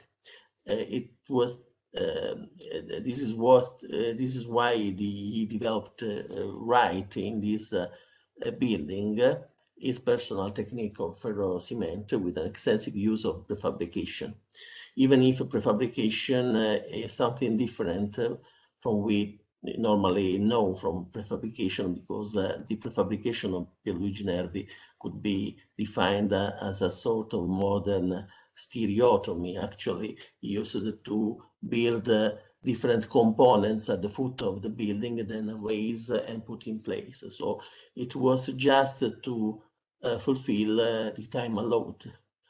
This is why this kind of building is iconic. It's said to be an iconic building because it was one of the most important from the Nervi conception. You can see some photos of the building before and after the enlargement. Some photos during the construction. The main structural elements are the apse, which is the ferro cement with concrete ribs. The barrel vault, which is a typical SAP slab. It is an Italian type of slab, which is lightened by masonry blocks. The undulated vault, which is in ferro cement with stiffening diaphragms. The funded elements, which are precast in concrete. The slanted elements, which are made in reinforced concrete. And finally, the slabs, which are in hollow block floors, actually. What is very important in this kind of project is ferrocement. The ferrocement was not invented by Pierluigi Nervi, it was invented by a French engineer. Anyway, Pierluigi Nervi had several patents of several types of ferrocement, which were developed mainly in the period of autarky, when in Italy the use of reinforced concrete was prohibited because it was banned steel and wood for form works. So he invented this kind of very thin very thin elements, 2 to 3 centimeters thick, with the chicken wires inside. These new materials proved to be very elastic, resistant, isotropic, homogeneous, light, moldable in any shapes, and especially, above all, exceptionally cheap. A few years ago, we organized a course, an excellence course in Turin. We invited Professor Naman, who's one of the most important experts in ferrocement. And so we learned a little bit how to build, how to test this kind of elements. These photos are taken from our lab in Turin, the Polytechnic. Here you can see an important patent, an element used in Hall B. It is the precast ferrocement undulated element with stiffening diaphragms and concrete ribs, which are cast in place. The documentation in this case is very important. You can see some drawings for the waved elements, the slanted elements, the front tympanum, and these were these drawings where this documentation was very useful in order to build a geometric model. And then from the geometric model, it was possible to build a mechanical model in order to understand the static, but in particular the seismic behavior of this very complex structure. These are the main modes, the main vibration modes, some animation, for instance, about the whole bee. The second mode, you see the deformability of the tympanum with respect to seismic actions, and also the deformability of the shell. In fact, the whole presents a very complex configuration in which it is at the same time very thin and overall lightweight. The main issue to be raised concerned the out of the plane movement of the tympani, because this building with respect to the longitudinal horizontal action behaves like a sort of accordion.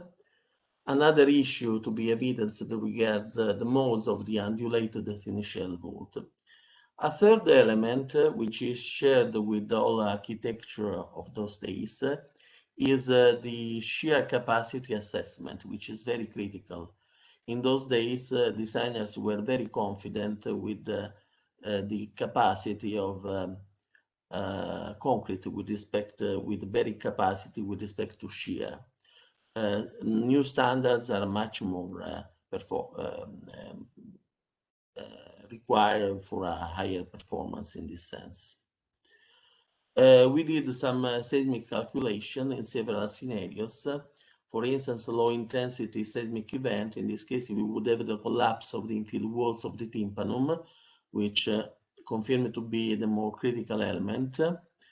Scenario of medium intensity seismic event, we would have also damage in the undulated vault and the consequent collapse of the funded elements of the vault. In the third scenario of very strong earthquake, we would have also the collapse of the pillars of the apse and consequently of the half dome. You have to consider that in Italy nowadays, in order to exploit this kind to reuse this kind of structure, we have to comply with the seismic standards, and sometimes for public use they require prescribe some we would say return period for the earthquake in the range of a couple of thousand years, to give you an idea. So we have to do some assessment for very strong earthquakes in order to reuse these kind of structures.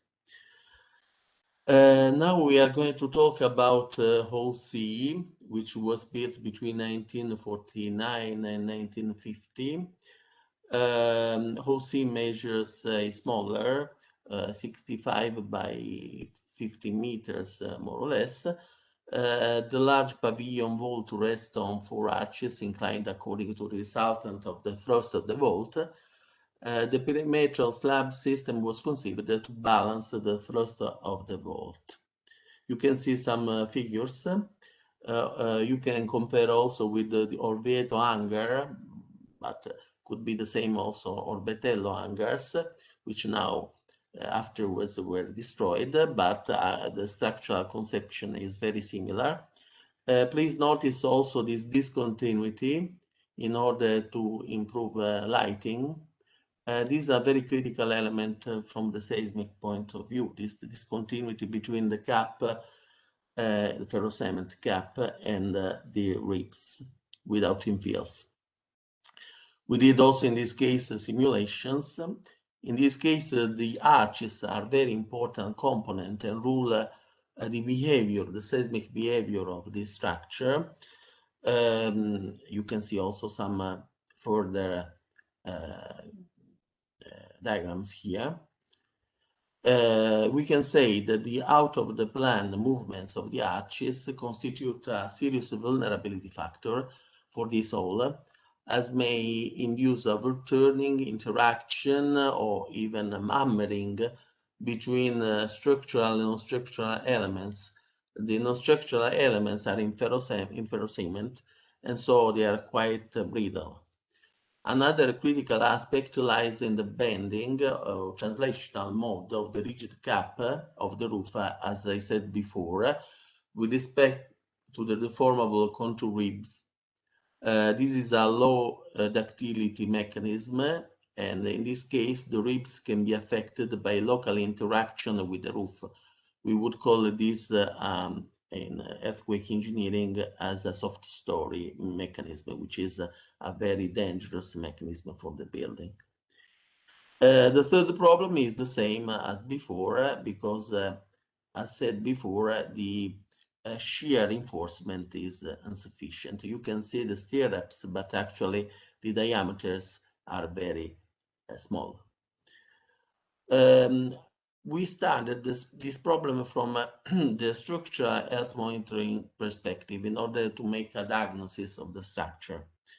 And in fact, our proposal, as said before by Cristiana Chiorino, for the Keeping It Modern was about monitoring. Our challenge was applying structural health monitoring techniques in order to obtain a lifetime extension of these kind of buildings. Then in 2019, we were awarded the Keeping It Modern project, as said by Cristiana, by the Getty Foundation of Los Angeles. El Politecnico is the coordinator of this project in cooperation with the Pierluigi Nervi Association project.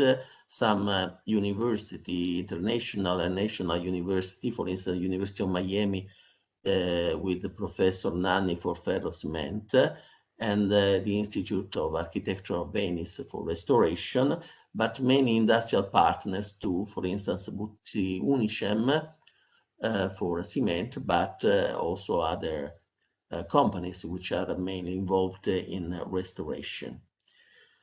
Our project is articulated in 4 research teams. The first one is about structural engineering, earthquake engineering and monitoring research. The second one is about durability. In particular, we are building some mock-ups of the ferrocement of the patents of Pierluigi Nervi, and we are going to apply some accelerated corrosion in order to test in a non-invasive way these kind of elements. The third research team is on historical analysis, geometric survey, and 3D modeling, and in conservation, as we have to produce conservation management plan, which will be used by the municipality of Turin, which is part of the Getty project, which is the owner of this building for the future operation on this building. Some photos, but I think I can give the floor to Erika Lenticchia, who will show the tests we are performing on this magnificent structure. Okay. Okay. So I stop sharing the screen. Just a minute. Many thanks, Professor Ceravolo, and welcome to Erika. Okay, just stop sharing. Okay. Yeah, okay. Please. Okay, perfect. Can you see my screen? Yes. Yeah, we can see it. Perfect. So thank you very much for welcoming me. My presentation, as Professor Ceravolo already told you, continues what he started. So I'm going to present you an overview of all the experimental analysis for the diagnosis, the structural diagnosis of both holes in Torino Esposizioni. So it's a more hands-on presentation, and I'd like to show you the strategies that guided the testing campaign, okay? So we were very concerned about the structural health state of both holes, since none of the holes had any information about the structural assessment, of course. We didn't know anything about the health state of ferrocement or concrete, anything.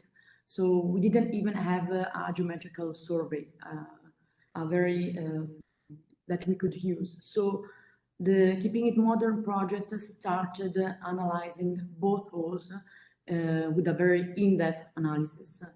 And the test aimed at verifying, first of all, the correspondence to the original design and the original drawings, identify the structural criticalities, and stabilize an adequate level of knowledge of the buildings and especially the structure, which is extremely useful and fundamental to carry out any static or seismic assessment of the halls, which are very useful for the reuse as a new function of both halls. So we have seen how both halls are very complex in the structural configuration. We have tons of different structural elements and different construction techniques, because as Cristiana and Rosario told you, this was the very first occasion for Nervi to experiment on a large scale building his patents and his construction system that, starting from both these buildings, would have been known as the Nervi system. So ferrocement elements, precast elements, cast in place, concrete, whatever, even undulated elements and losange shaped elements. It was the first time he used them in a large scale building. So we had to investigate the structural behavior of each single element, but also we are investigating how these elements work together. So as a structural point of view, okay? So we are following, but I think that everybody knows a flow chart, the ideal flow chart in a concrete conservation process. We are following it. We do not need to stabilize how these buildings are important, but we need to evaluate the buildings. So we are following this flow chart with the documentation stage, which was extremely useful for this building. They are not simple at all. They are very complex. So it is fundamental to know even the design process of Nervi, because maybe he could have changed his mind during the construction stage. That was one of the questions that we wanted to inspect. And we also did visual inspections, of course, and we started the preliminary structural analysis by building some numerical models which were very useful for preparing our and designing the testing campaign. Why they were useful? Because they were informed of the documentation stage, but they were very useful to understand the dynamic behavior of this structure, which is the most complex one to understand, of course. They are not simple structures, so it is fundamental to build these kind of buildings. And we also did in the documentation stage, together with another research group which worked with us, a geometrical survey of the construction in order to build a multi-scale and multi-sensor 3D models, which are very useful not only to understand the geometrical features of the buildings, but also to document all the diagnosis, all the stage we are doing. So the diagnosis stage and even building a more accurate structural models, of course, of both layers. Here you can see the video showing Hall C, of course. Which were the analysis we carried out? Of course, we did some corings. We mapped the corrosion potential of the main structural elements of the buildings, the cover meter investigation, sonic rebound test, endoscopy, and dynamic test setups. As you can see, we used both destructive and non-destructive tests. but of course, following the flow chart and respecting the fact that this is an historical buildings, these are historical structure, we limited the destructive testing and the sampling of materials on the most monolithic elements in order not to ruin the thinner elements and the most delicate elements. In those elements, we used non-destructive testing, of course. One of the main objectives was to determine the level of correspondence.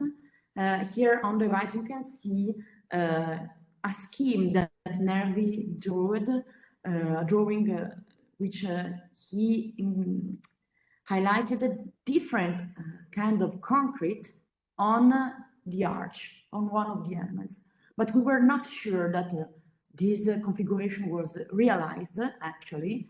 So one of the objectives was to investigate if there was, for real, this different, the presence of different kind of concrete. And we also found out on the archive of our department that at the time did the structural tests on some samples of materials. And also in the archives, we found out that there were present two different kinds of concrete. It was not written which kind, which element, but there were two kinds of concrete. So another indication that maybe there were two different kinds of concretes. So we extracted some samples and we used these samples for mechanical characterization of samples, of course, of the concrete, but even we did some chemical and mineralogical analysis to understand the differences between this portion, the portion with the purple portion is a low, medium resistant concrete. Instead, the blue ones are high resistance concrete. So we investigated if there were this difference. And we found out that there was a difference in the construction of concrete. So we found out analysis and the mechanical analysis that there were present two different kinds of concrete, high resistant concrete and a lower resistant concrete, of course. We also did some investigation of the ferrocement elements. These are the most complicated one because the ferrocement elements are prefabricated elements which are very, very thin. So we could not investigate the mechanical characterization directly, but we could, here you can see some of the original pictures or drawings of these very thin elements, which are 2 centimeters in depth. So we have 2 centimeters elements which span for 10 meters in span. Okay, you can see it here. And we could extract a little sample. It was about 10 centimeters per 10 centimeters. But this sample was extremely useful and precious for our analysis. We carried out both mineralogical and petrographical analysis, and as well as a chemical analysis. We also deconstructed part of the samples in order to extract the layers of the wires, and we could see that these wires were just intertwined between them. And why these analyses were very useful? Because we are starting to reconstruct, to build some mock-ups of the ferrocement in order to carry out both mechanical and durability tests. So we do not have to destroy the original materials of Nervi, so we do not have to take out a bigger sample, but we can create the sample in the lab and perform the durability test. And this will be very, very useful to also to develop the best conservation criteria for the materials of the building. So here you can see the same wire. We tried to reproduce exactly the same wire as Nervi, so it's just intertwined. And here you can see the video has not started. We are also, thanks to the mineralogical and petrographic analysis, we are reconstructing also the cement with one of the partner of the project. So we are carrying out all these tests. As Professor Ciravolo already told you, contrary to hall C, hall B was enlarged. So we have two different construction stages.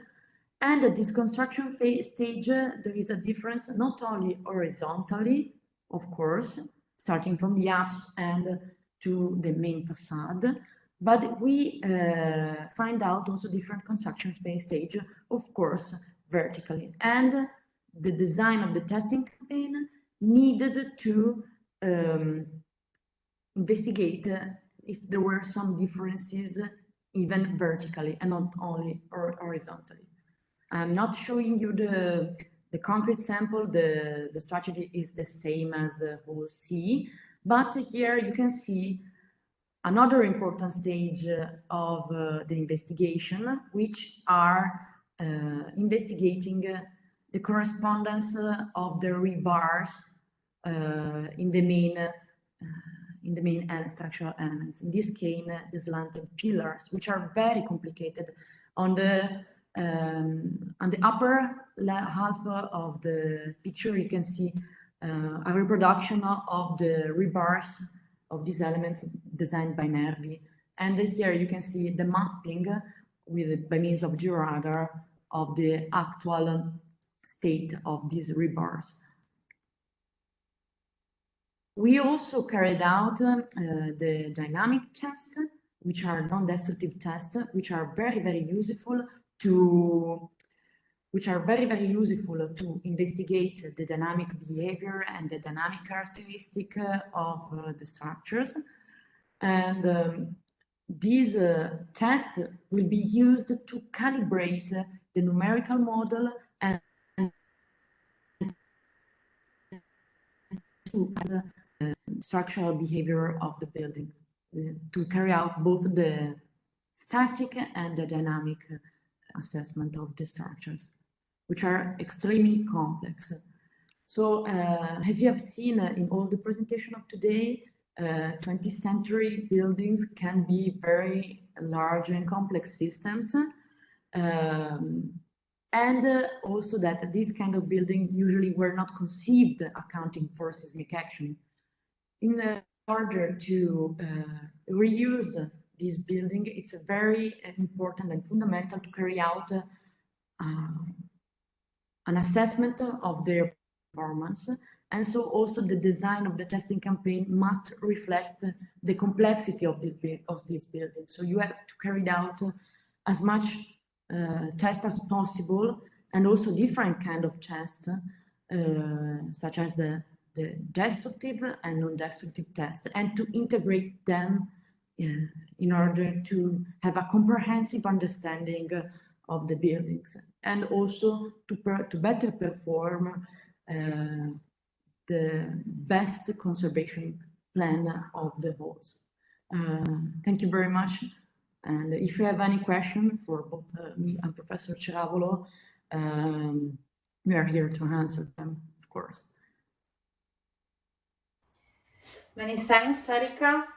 Many thanks also to Professor Ciravolo.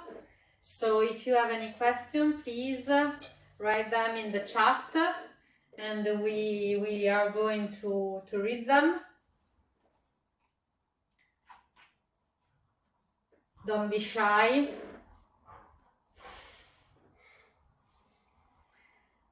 I don't know, maybe everything is clear, but we wait just a couple of seconds to see if someone maybe is writing. Maybe they need some time to write the question or not, we don't know. we thank Cristiana Chiorino for putting the link of the publication inside the chat. So if you are interested in reading the suggested publication, you only have to click on the chat. We have a question. Okay, we have a question. Okay. Oh no, it is very clear, no question. Okay, one question is, are these procedures applicable everywhere? Oh, I can answer whatever. Yes. Yeah. Okay. So as you may know that every single historical or monumental building is a unique case study. It has a unique history, and everyone is different, of course. But you can find some similarities, and you can approach. You can have a standard approach or a strategy developed in a flow chart, for example, as the one that I showed you. And it's not, I do not suggest, and nobody now suggested to start the testing campaign without knowing the building, without a documentation stage, especially a very in-depth through documentation stage. So the most important part is to know the buildings, of course, and knowing the building, you can perform and carry out a strategy. And each strategy may have some similarities. For example, we decided to do the destructive testing on the larger elements, of course, such as the inclined arches or the slanted pillars. Also because they were the structural elements that were more important also statically and not only dynamically, of course. And they were the most important to characterize by a destructive testing, of course. The other ones were performed by non-destructive testing in order to preserve the building. And that's why we started to recreate the mock-ups of first cement, because it was time wasting, I think, and also not only a waste of time, but a waste for the building to take the mechanical testing and destructive testing. So we can recreate them. So. Okay, many thanks, Erika, many thanks. I think that you answered the question, I hope. Okay, so I don't see any other question, only a sentence from Nicola, who says, great to see the Getty publication methodology flowchart being followed. And thanks for the presentation, it was very clear, no questions. So many thanks for being with us today and for accepting our invitation. And I hope to see you soon in another activities. We don't know, maybe from Innovaconcrete #2, we don't know. And thank you again. Now I propose to have a little break in order to relax a little bit and see you again here. We propose 20 minutes. in 20 minutes. So at 5 past 10. 10 to 5. 10 to 5. 10 to 5. 10 to 5, yeah. Sorry, I read it. Okay, so 10 to 5, see you there, and have a nice break. Yeah. Thank you very much. Good afternoon, welcome again. I hope you had a relaxing coffee break. And I hope you are in front of our PC, in front of the screen to continue with the last presentation of the day and of the school. Before giving the floor to our next speaker, that is Blażej Czarkowski from the University of Łódź, we would like to give you a short question to test your knowledge. Yes, so correct. Stefania will share with you the link to Yes. participate to our question of Yes, correct. I've sent the link to the question in the chat, so please click on it and go to the question that has been prepared by Blasey related to his presentation. So the question is, which of the following concrete structures is a fine shell structure? All the possible answers are Innovaconcrete case studies, so you have been heard in the next 2 days presentation concerning the case studies, the products, so you should be able to recognize which is the correct answer. In any case, the possible answers are Centennial Hall in Wrocław, Poland, Zarzuela Hippodrome in Madrid, Spain, Stadio Flaminio in Rome, the Angelworm Memorial in Torricella Peligna, Italy. So please start voting and see which is the correct one. So I'll make the countdown start from now for 1 minute. Okay. Please have a look at the question, just brainstorm on what you have heard in the past 2 days from the partners' presentations involved in the Innovaconcrete project related to the product application, validation, the restorers that are working on the monuments and so on. And let's see if the one chosen is the correct one, and then Blasey will explain us which one is it, and he will present the case study he has been taking care of. Let's see. So we have 3 votes on Zarzuela Hippodrome in Madrid, 1 for Stadio Flaminio in Rome. So Blasey start getting ready to answer us and letting us know which is the correct answer to your question. And the voting is now closed. Okay. So our next speaker is an architect and assistant professor at the Institute of Art History of the University of Lodz and at the Institute of Architecture and Town Planning of the Lodz University of Technology. He's a winner of the Marshal of the Lodz Region Award for the Best Doctoral Dissertation and winner of the Scholarship of the Minister of Culture and Scientific Heritage. I add that he's also one of our partners. He's one of the partner of Innovaconcrete project. So welcome and many thanks for being here to Blasey Czarkowski.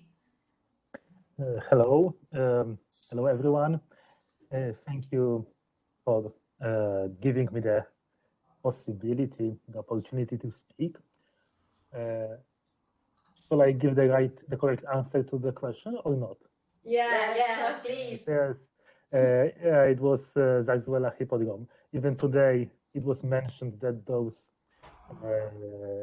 parts of the roof, those thin shell structures are really, really thin. They're like 5-6 centimeters. So it was Hippodrome in Madrid. Perfect. So most of the people answered correctly. Okay, so I try to share the screen. Yeah, sure. Okay, one moment. Yes.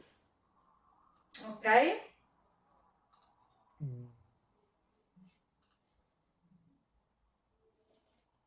Is it a full screen now? Yes. Yeah, sure. It is a full screen view, so please, the stage is yours. Thank you. Okay, I would like to talk about part of the research, part of the survey within the Innovaconcrete project my team at University of Lodz is responsible for. Because we have several tasks, we are dealing with the awareness, social awareness of the concrete-based heritage, with special emphasis on post-war concrete-based architecture. But today I will mostly focus on our concept of valuation of 20th century concrete-based construction structures of train stations in Warsaw, and one specific case study, which is Warszawa Ochota, Warsaw Ochota station. But let's start with something more general. If we are talking about the post-war concrete-based cultural heritage, especially in Central and Eastern Europe, which is post-socialist countries, we have to be aware that we are talking about many different use of concrete, from very traditional use of the material through modernist buildings raised in early post-war period, like the one in the left-hand side picture.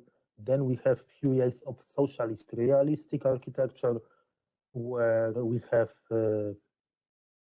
let's say, rejection of modernism, but still we have plenty of concrete-based structures, even if they are not visible, but sometimes the concrete is visible in the facade, just like this sculpture of the miner, because it was not made of stone, it was made of concrete. It's also from Warsaw. Then after 1956, Polish architects, but the same in other socialist countries, are coming back, returning to modernism. We have plenty of new great structures like thin shell, reinforced concrete structures.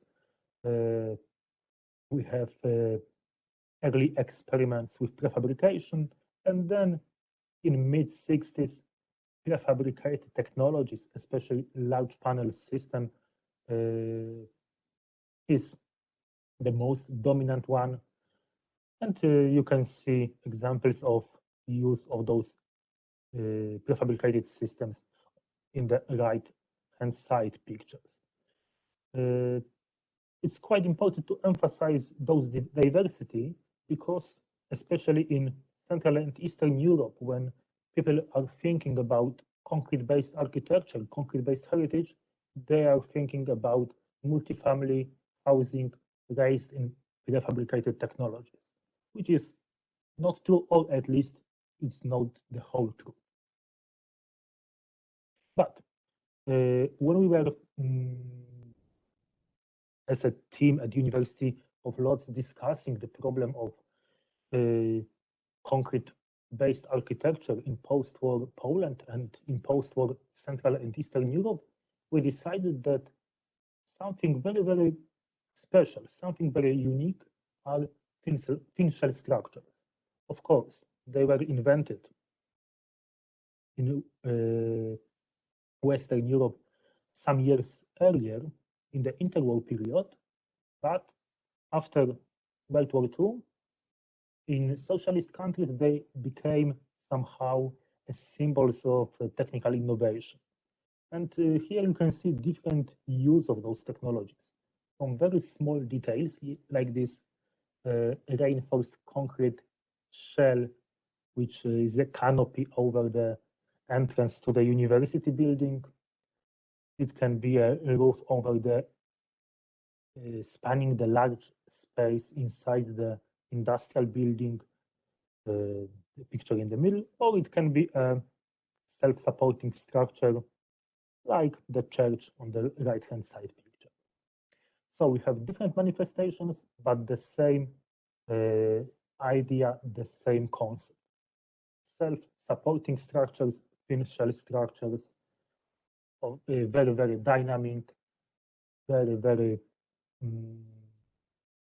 effective, and with the image that they can overwhelm the laws of physics. Very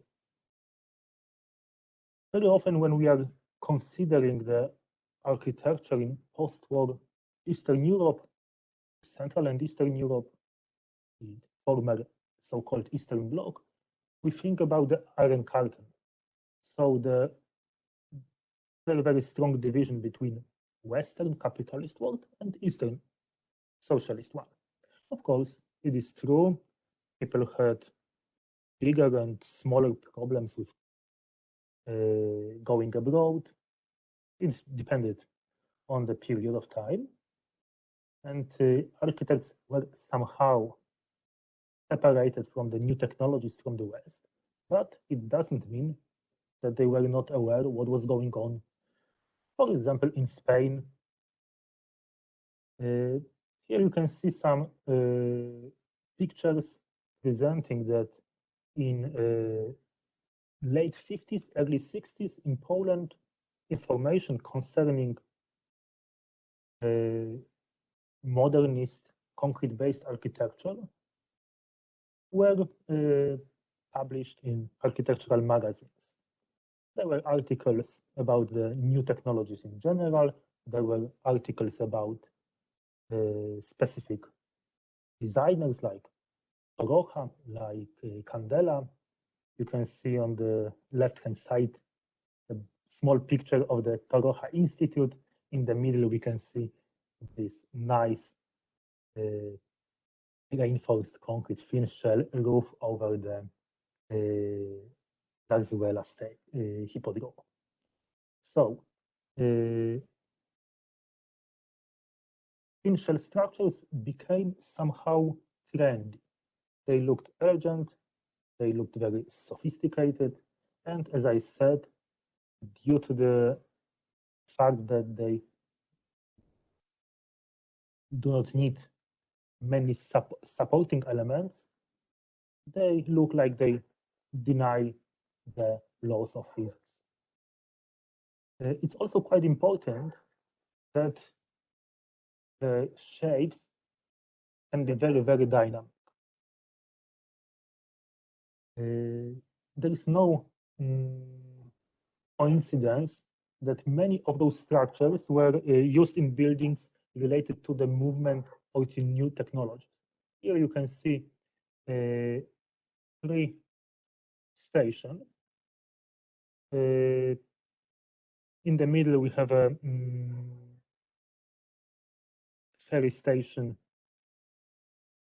I'm sorry, train station in Dubulti in Romania. On the left-hand side, also a train station in Jurumala in Latvia, and on the right-hand side, a pavilion, small pavilion, in this case not related to the movement itself, also in Romania. But 2 out of 3 buildings, these are just really, really few examples, are related to new technologies and new techniques of transport. Because those dynamic forms of reinforced concrete thin shell canopies, they look like caught in the movement. So that's one of the reasons why they were used in these specific types of building. And of course, the same history was in Poland. In late 50s, 2 architects, Piotr Szymaniak and Arseniusz Romanowicz, designed railway stations for commuter line in capital city of Poland, in Warsaw. They decided that as they have to design 5 railway stations, each of them will have slightly different shape, but based on the same idea. So as you can see, we have different shapes of those concrete shells, but the concept is just the same. It's a hovering roof over the glazed pavilion, or without the pavilion at all, like the second picture from the left. By the way, this WKD station is probably something you already have seen during the Innovaconcrete School, because David Lopez from Ines Ingenieros was talking about it, describing the case study in Warsaw. So this small, a little bit modest structure is one of the case studies. But we decided to analyze those buildings also considering their social importance. We thought that they are so characteristic and so important for the structure of the Warsaw city that it would be a great case study for our analysis. Due to our limited possibilities, we decided to choose only one station, and it was a Warsaw Ochota station. You can see in the picture the pavilion. The picture was taken in the very beginning of our project, so it was 2018. Till now, many things have changed. I will tell you about it more in a few minutes. You can see that we have a glazed pavilion. We have a platform underneath the pavilion. Inside there is just a small kiosk and a ticket office, and everything is covered with this hyperboloid parabolic roof, covered with small ceramic tiles with those characteristic yellow and black stripes, which emphasize the direction, how the loads, how the strength within the construction is better. I mentioned that the situation of the building of those stations have changed, because when we started Innovaconcrete project, well, they were totally not protected. At this very moment, since more or less a year, they are a part of the national cultural heritage, protected by law and under the protection of Municipal Monuments Conservator in Warsaw.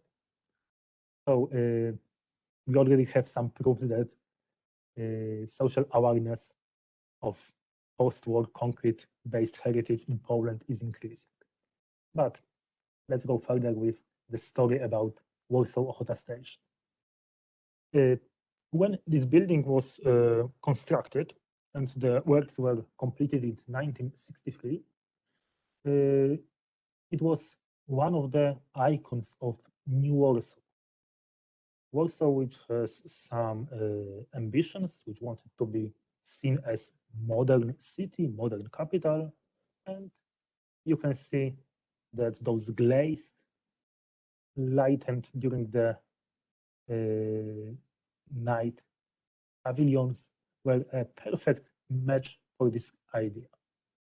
We have plenty of really nice pictures from 60s of those stations, because city of Warsaw municipality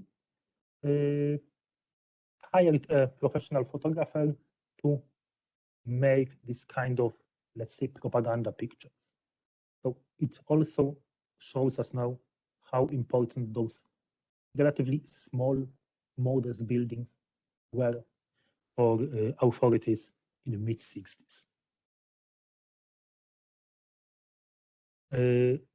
Okay, considering the complex characteristics of our monument, which is, of course, this Ochota station, we discussed many aspects of building, let's say, valuation.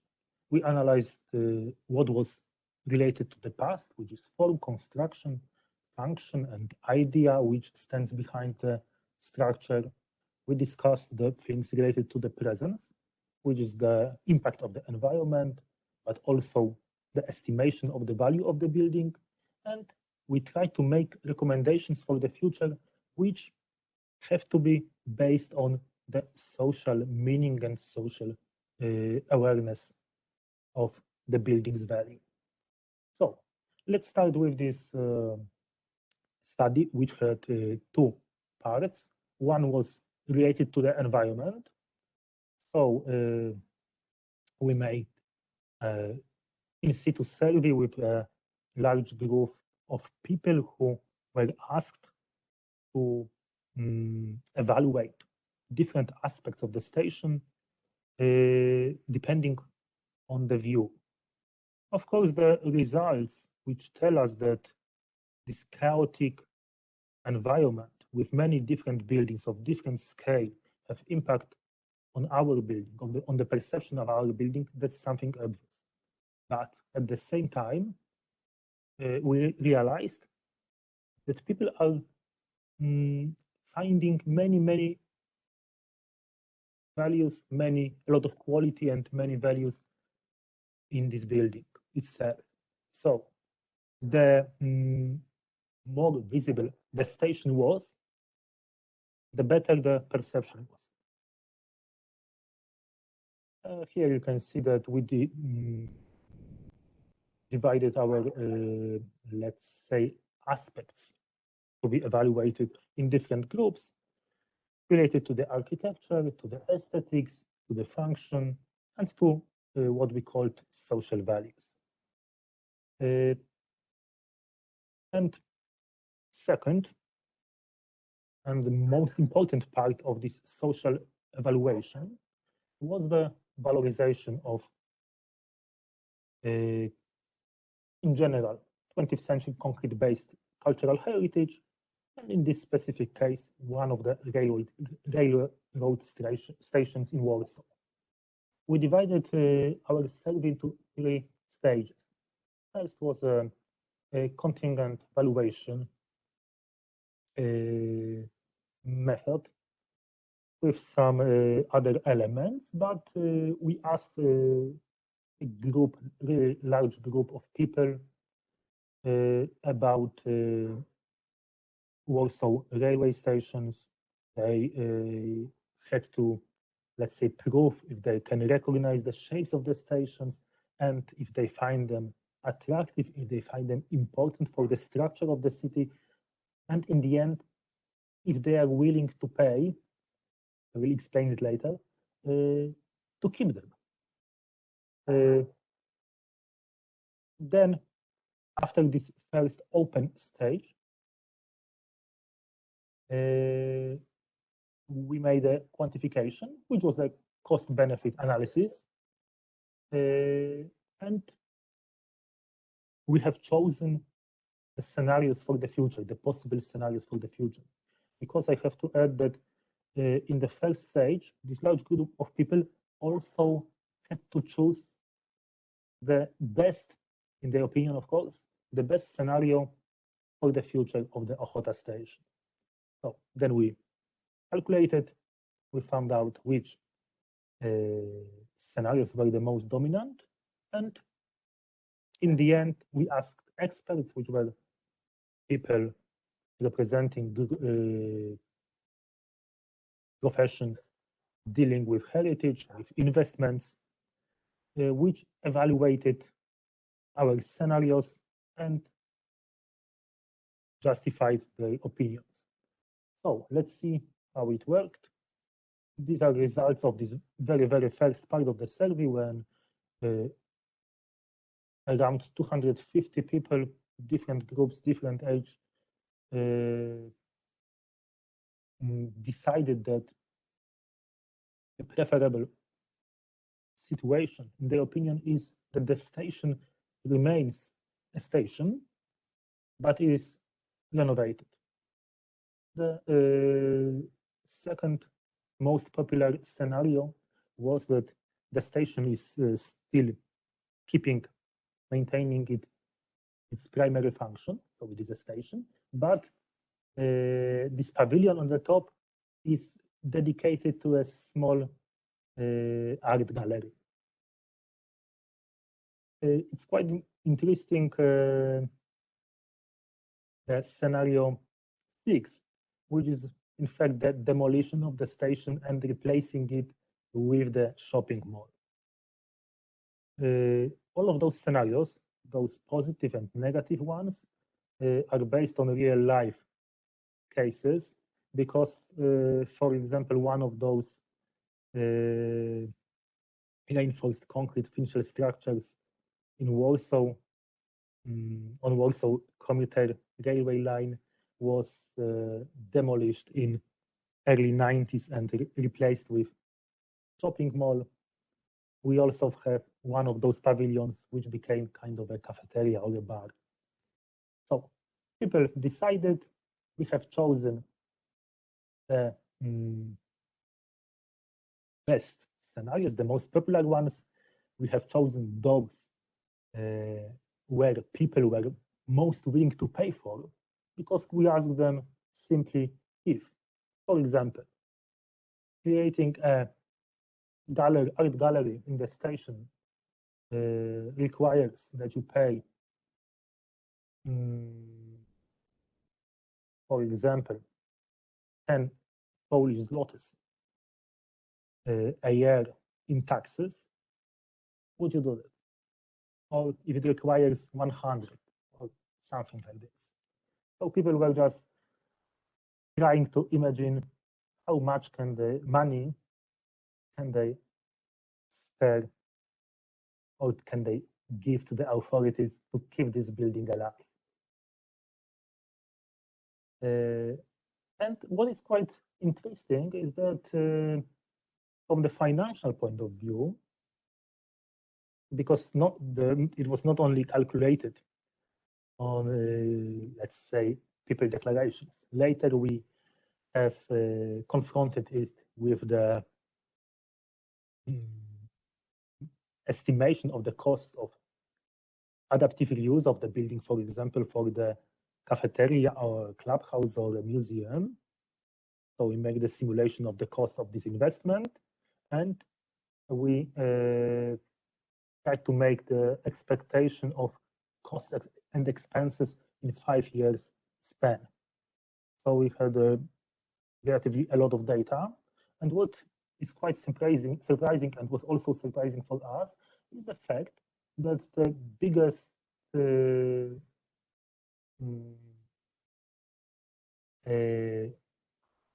or let's say that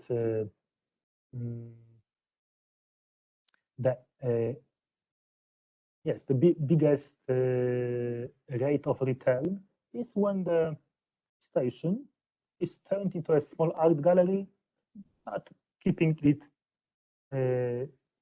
primary function. So we have a ticket office, but at the same time we are presenting some pieces of art. So this is the, let's say, most positive case. Okay, and this ranking of scenarios was confronted with the group of 21 experts. As you can see, we presented them quite complex descriptions of our scenarios. So the scenario when station is just thoroughly renovated, the small gallery was named Art Ochota was placed there, and so on. And what were the results? Quite similar, but in general, experts were paying less attention to the financial aspects, rooting mostly for cultural functions. But in general, the differences between expert and non-experts were not so big, and we can conclude that both groups were first recognizing the extraordinary values of the concrete structure of the stage. Second, they were willing to adapt the building to or put there some new functions due to preservation of the building, and they were willing to put there some kind of cultural functional program.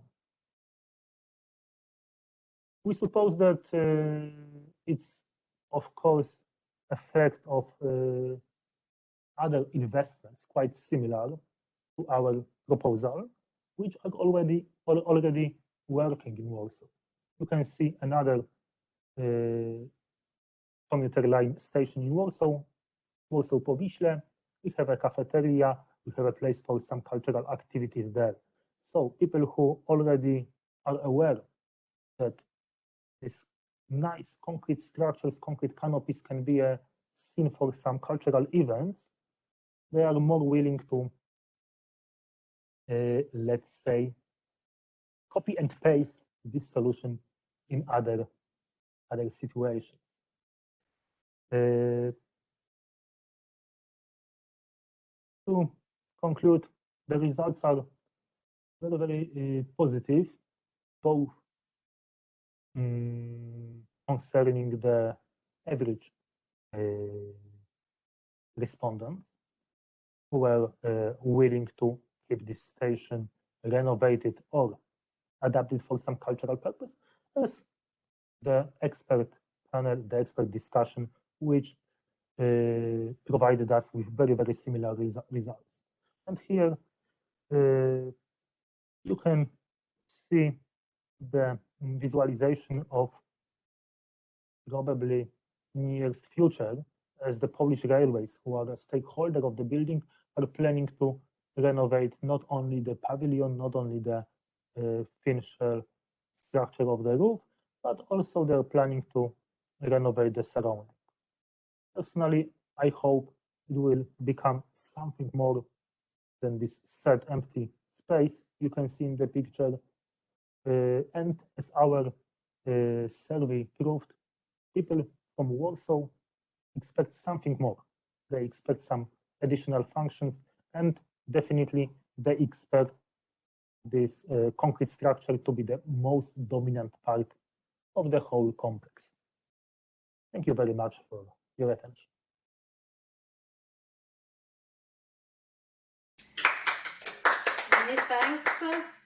Many thanks, Blasey. Very nice presentation. Thank you very much. So if someone has any question, something to ask to Blasey Czarkowski, can write in the chat and we can read it. Someone is clapping their hands. Okay, it's Stefania.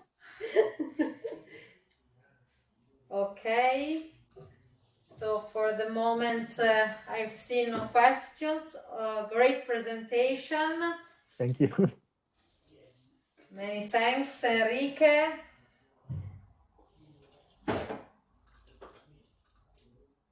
Okay, so since it seems that there are no questions, okay, I think, okay, we can, one question from Enrique Madia. He's asking, the decoration in the canopy is new? Actually, yes and no at the same time. So originally it was like this. There were yellow and black stripes, but this decoration was has deteriorated. And I guess 12 years ago it was replaced with new one. And probably after the next restoration, it will be replaced with new ceramic tiles. Because for this moment there is no, but yeah, those tiles are not the original ones. Okay, many thanks. Thank you. Perfect. So if we don't have any other question, we can go on with our latest speaker of today and of all the event. Last but not least, I can say, Stefania Melandri from Warren Tab. She is the leader of Work Package 6 on conservation approaches in Innovaconcrete. And so, Stefania, the stage is yours. I think that maybe you want to start, as usual, with a question. Yes, right? Yes, correct. Thank you very much, Sara. Thank you for the presentation. So, my last presentation will focus on citizen awareness and specifically to the case study of Torricella Peligna. But before starting, I would like to ask you, what does citizen awareness mean to you? Since you have heard presentations concerning the products that are being validated, restoration works that are being performed in the monuments, which are the case studies of the project. But another important aspect of Innovaconcrete is the citizen awareness. So how we disclose the information to the public, how we engage the citizens with the work that we are performing. Today you have heard some information concerning activities that are being performed in the case studies, not all of them, but we had really nice presentations from ICOMOS, Docomomo, the University of Lodz, as well as from external speakers. So just to ask you which are for you the main topics of citizen awareness. So how would you like to be engaged in activities like this one? I'll start the countdown. I include 30 seconds, so just for you to brainstorm a bit on what citizen awareness means to you. This question is quite important for the presentation you are going to see. Actually, my presentation will display a video that we have recorded together with the Ministry of Culture here in Italy for the Torricella Peligna case studies. So let's see what does it mean to you. The voting is shortly closed. I can leave it open for some other seconds and then we will start with the presentation. As said, I will give just a few introductory words and then I will show you the video that has been recorded with the Ministry of Culture. Of course, in collaboration with the municipality of Torricella Peligna. So IC has answers: social responsibility, memory, social value, respect, sustainability, reuse of assets, and inclusion. And I find that all these answers are very important. You are going to hear the testimonies from the Torricella Peligna citizens, so you will see that all these answers perfectly rely on what we have discovered with the citizen awareness that has been performed in Torricella. So thank you very much for your answers that are quite precious to us and to the work that we have been developed. I'm going to start with my presentation, which will have some introductory words. Thank you, Sarah. With some introductory words on the work that has been performed, and then I will just start the video that has been recorded. It is 14-15 minutes on the value that the project has brought to the citizens and the community of Torricella Peligna. So my presentation will focus on the positive impacts that the project had in the local community of Torricella Peligna, which has something like around 1,000 inhabitants. You can see here just some introductory words. You have already been heard this from the first day, just to let you know that I'm involved in Innovaconcrete, as also Sarah said, as our package leader of conservation approaches, so dealing with the means that we open to the public to present all that is being prepared and developed within the project, meaning that we have developed different tools to engage with the different target audiences such as restorers, the general public, communities, etc. And you have heard today, but also the two from previous days, some of them.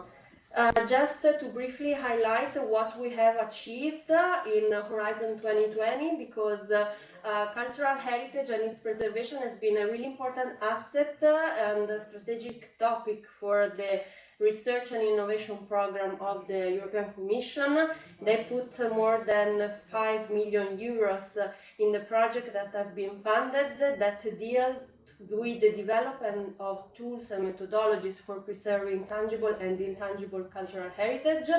We see that the intangible heritage is more and more taken in consideration also from, for example, UNESCO and the other agencies of the United Nations, for example, to protect endangered heritage from illicit trafficking, to foster the access to cultural heritage assets and through the digital means. So the digitalization is having a really important impact on the preservation and communication of cultural heritage. We have developed several tools with another partner, which is an ICT partner, from the decision-making tool to an open collaborative cloud platform where all external audience can have access and find all the information data developed within the project.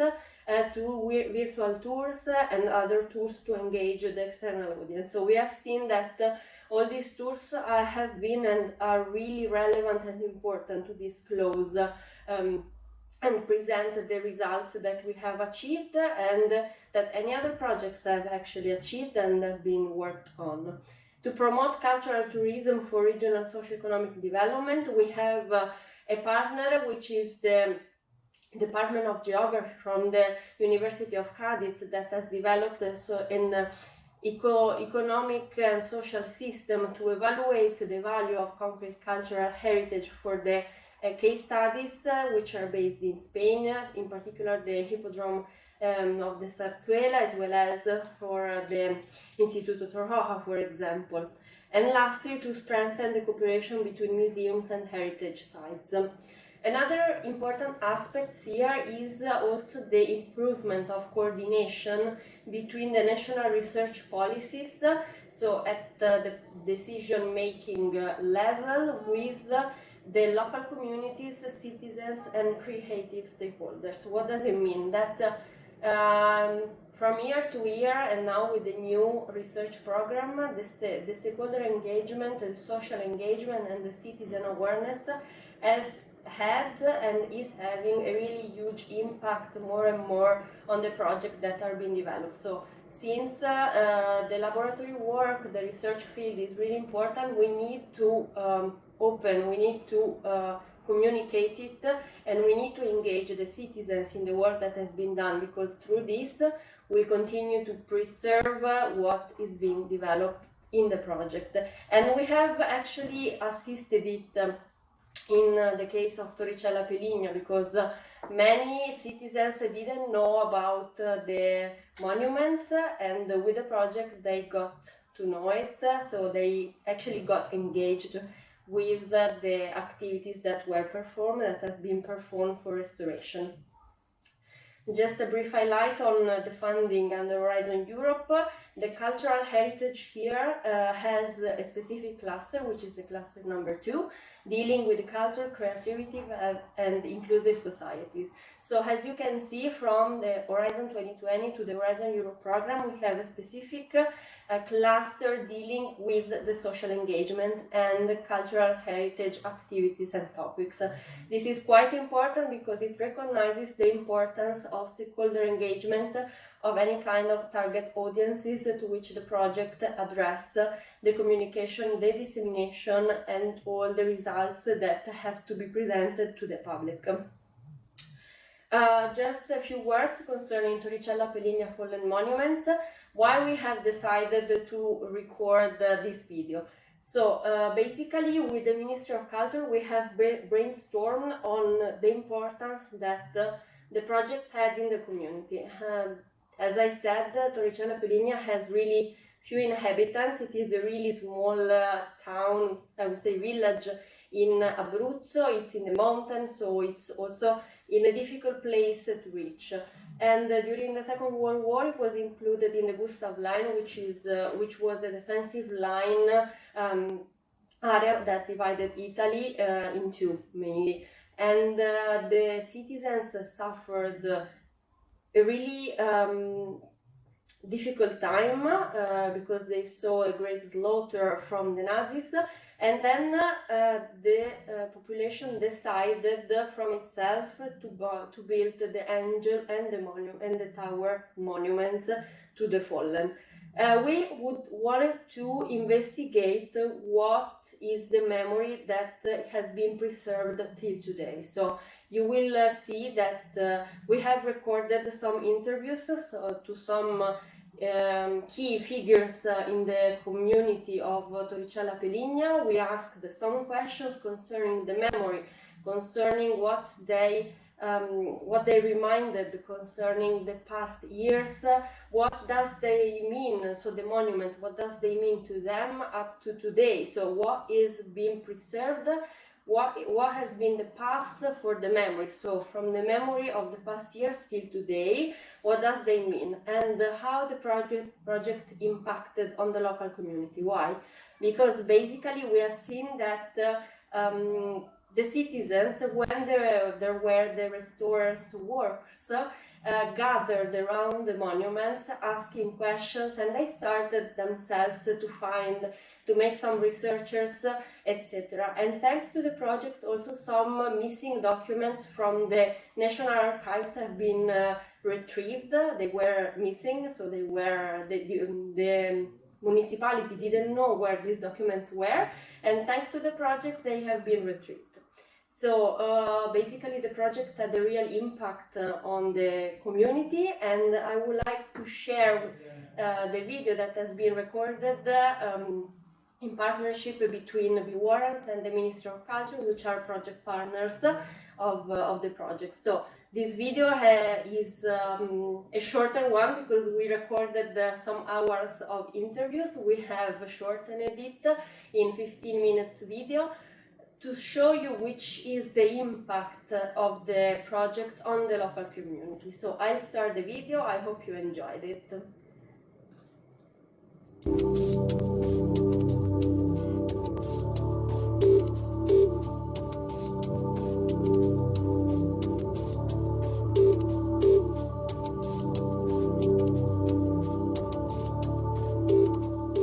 In quanto sindaco di Torricella Peligna, crede che i monumenti ai caduti facciano parte dell'identità della comunità? Il monumento ai martiri civili, il monumento dedicato a tutte le vittime militari di tutte le guerre, sono per Torricella Peligna assolutamente importanti. Perché? Perché indicano un passato che non deve più ripetersi. Torricella ha pagato un tributo pesantissimo nelle due guerre mondiali, soprattutto durante la seconda guerra mondiale. Torricella è stata occupata dai nazifascisti. Torricella era proprio sulla linea Gustav e ha purtroppo visto delle terribili stragi compiersi sui propri abitanti. Torricella è stata devastata dall'occupazione nazifascista e Torricella non può che onorare i suoi monumenti, non può che coltivare una memoria che porta le nuove generazioni a far sì che tutto ciò che è accaduto in queste terre, in questo territorio, non si ripeta più. Ci onoriamo di aver fatto parte di questa iniziativa che ha dato la possibilità alla nostra comunità di essere proiettata su una scala nazionale e europea. È un progetto che ha dato la possibilità soprattutto di ricercare, di approfondire la storia dei nostri monumenti, e colgo l'occasione per ringraziare tutti coloro che hanno preso parte a questo progetto, tutti i partner di questo progetto e tutti coloro che hanno con dedizione portato avanti appunto le finalità molto interessanti di questa iniziativa. Nel corso degli anni di progetto, iniziato ormai a gennaio 2018, ha mai ricevuto considerazioni o pareri sul coinvolgimento dei monumenti ai caduti in Innovaconcrete?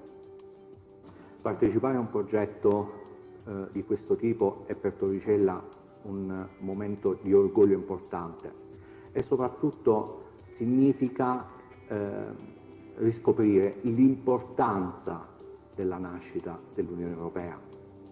Significa riaffermare l'unità dei popoli europei, significa soffermarsi sul fatto che l'Unione Europea ha portato pace, ha portato fratellanza.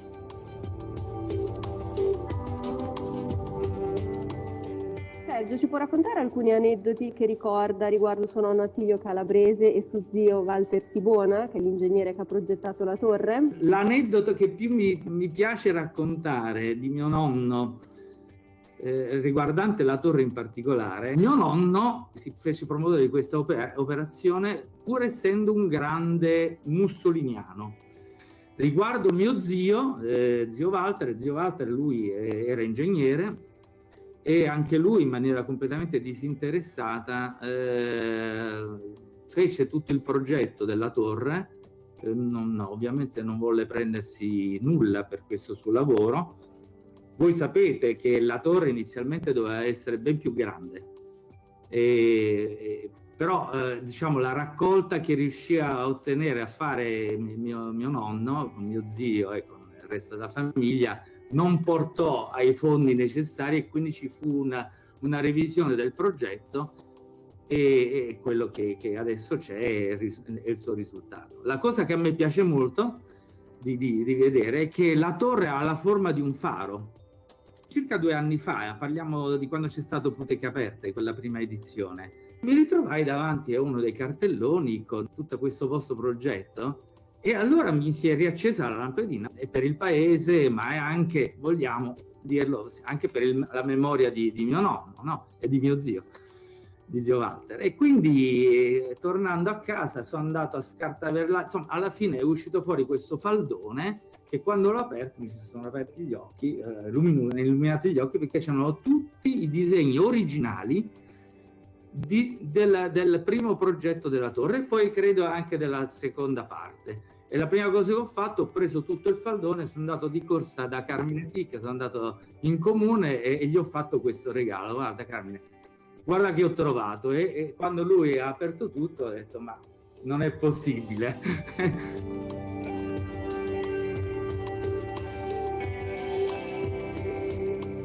Qual è stato il primo impatto che ha avuto la richiesta di inserire i monumenti ai caduti in Innovaconcrete? Noi abbiamo fatto questo sopralluogo, loro mi spiegavano appunto in che cosa consisteva il progetto. Era un progetto internazionale e questo anche questo ci riempiva di orgoglio, perché è un piccolo paese di poco più di 1000 anime, partecipare ad un progetto dove c'erano monumenti e partecipavano città europee di una certa importanza, per noi è stata una cosa molto interessante, visto anche poi l'interesse anche di partecipare a questa ricerca, a questo appunto della conservazione dei monumenti in cemento. Nel corso degli anni del progetto ha ricevuto pareri o considerazioni sulle attività che si stanno facendo? Sai, qua essendo un piccolo paese le persone sono curiose, quindi quando hanno visto magari i primi movimenti e quindi chiaramente tutti erano interessati a capire ma che cosa cercano, perché sono venuti qua da noi. E quindi quando poi io spiegavo, mi capitava molto spesso di spiegare ai cittadini di che cosa insomma si trattasse, tutti quanti rimanevano compiaciuti. Ripeto, in un piccolo paese ci si conosce tutti e quindi tutti sentono la propria partecipazione, perché sentono propri anche i monumenti stessi che hanno accompagnato la nostra infanzia, la nostra vita.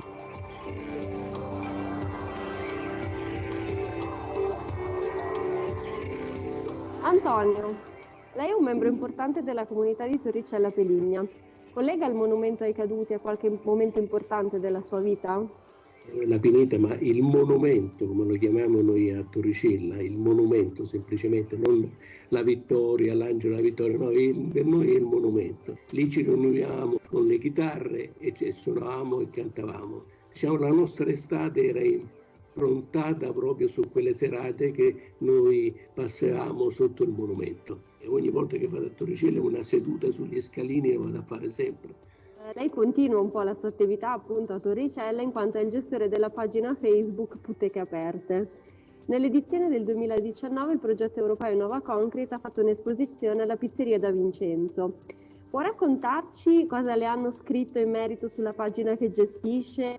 L'esposizione è stata vista da parecchie persone e c'era anche la vostra esposizione che molti hanno apprezzato, e quello che state facendo è una cosa importantissima per noi, per il monumento che abbiamo come orgoglio del paese, il monumento con la pineta intorno. La pineta è stata fatta dalle persone di Torricella, il monumento è stato fatto perché in quel periodo si voleva diciamo, onorare i caduti dalla guerra, quindi è stato fatto. Però quello di Torricella ha quella importanza che avete riconosciuto anche voi, che è l'importanza di bellezza del monumento e di posizione geografica e anche morfologica. No? Una collina in cui all'apice c'è sta una stele alta, ancora più alta, che da lì è come se fosse un faro, no?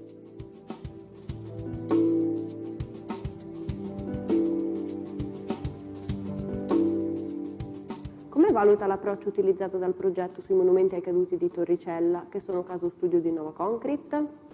È stato molto importante per Torricella perché il nostro patrimonio culturale, molto del nostro patrimonio culturale è stato perso con i bombardamenti della Seconda Guerra Mondiale, quindi quello che abbiamo oggi molto fa riferimento proprio al XX secolo.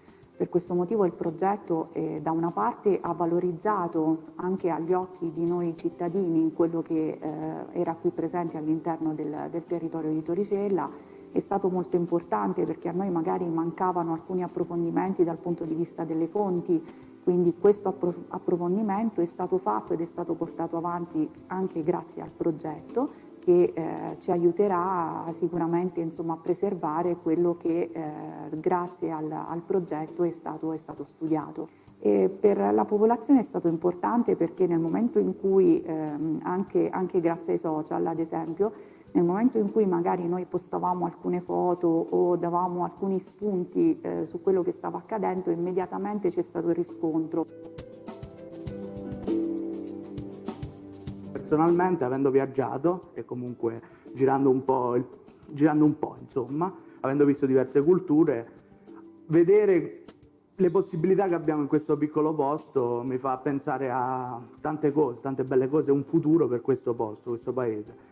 E comunque per quanto ci riguarda, avendo visto molte persone qui che hanno mangiato, hanno parlato di questo progetto, in tanti hanno riscosso piacere in questo. Cosa significa nel quotidiano per la soprintendenza la partecipazione ad un progetto europeo come Innovaconcrete?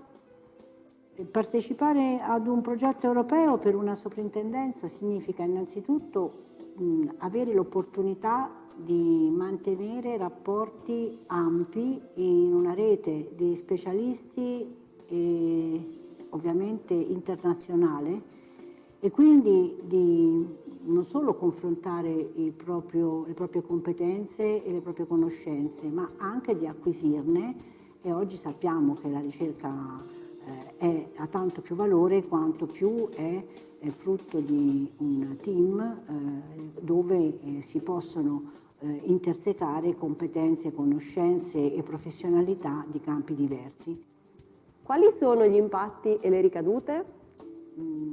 La comunità di Torricella Peligna in prima è stata molto coinvolta e consapevole di quello che si andava facendo e di come lo si stava facendo e per quale fine, ovvero la conservazione del patrimonio, trovare nuove formule per conservare il proprio patrimonio, che diventa così una tutela sempre più avanzata, sempre più aggiornata e con un impatto, appunto, come dicevo, sia per quanto riguarda la consapevolezza dell'importanza della tutela da parte delle comunità locali che vedono svilupparsi questi progetti che la soprintendenza poi chiaramente diffonde in varia maniera, non solo nel mondo degli studiosi o degli addetti al settore, ma anche fra le comunità locali. Isella Vicini, europrogettista del primo programma quadro. L'esperienza di Innovaconcrete cosa ha aggiunto? Tanto, molto. Tutti i progetti europei vengono scelti per la loro caratteristica di innovazione. Il progetto Innovaconcrete nasce con un duplice obiettivo, quello di testare nuovi materiali e nuove tecniche per il restauro e la prevenzione del degrado dei beni culturali in cemento, in modo particolare quelli del XX secolo, e con un secondo obiettivo che è quello di aumentare la consapevolezza del cittadino europeo nei confronti di questi monumenti, di questo periodo che è decisamente molto soggettiva. Ed è stato molto, molto bello e mi lascio dire anche particolarmente emozionante vedere quella che è stata la risposta del cittadino a questa iniziativa. Sono state innumerevoli le testimonianze sociali, storiche e sociali che abbiamo potuto riscontrare durante questo periodo e mi ha fatto particolarmente piacere notare come la testimonianza sia viva, forte e molto proattiva se correttamente motivata del social engagement. Voi sapete che quest'anno è un anno di transizione, partirà la nuova programmazione europea per i prossimi 7 anni con la più grande dotazione finanziaria nella storia dell'europrogettazione, 95 miliardi dedicati a progetti di ricerca e di innovazione. E uno dei denominatori comuni dei prossimi progetti sarà proprio questo, cioè il social engagement, ovvero il coinvolgimento attivo della popolazione, del cittadino, pensato come primo e diretto fruitore di quelli che sono i risultati della progettazione, dell'innovazione che si metterà a sistema. E pensare che Innovaconcrete a tutti gli effetti è stato pioniere in questa iniziativa ovviamente è fonte di particolare orgoglio.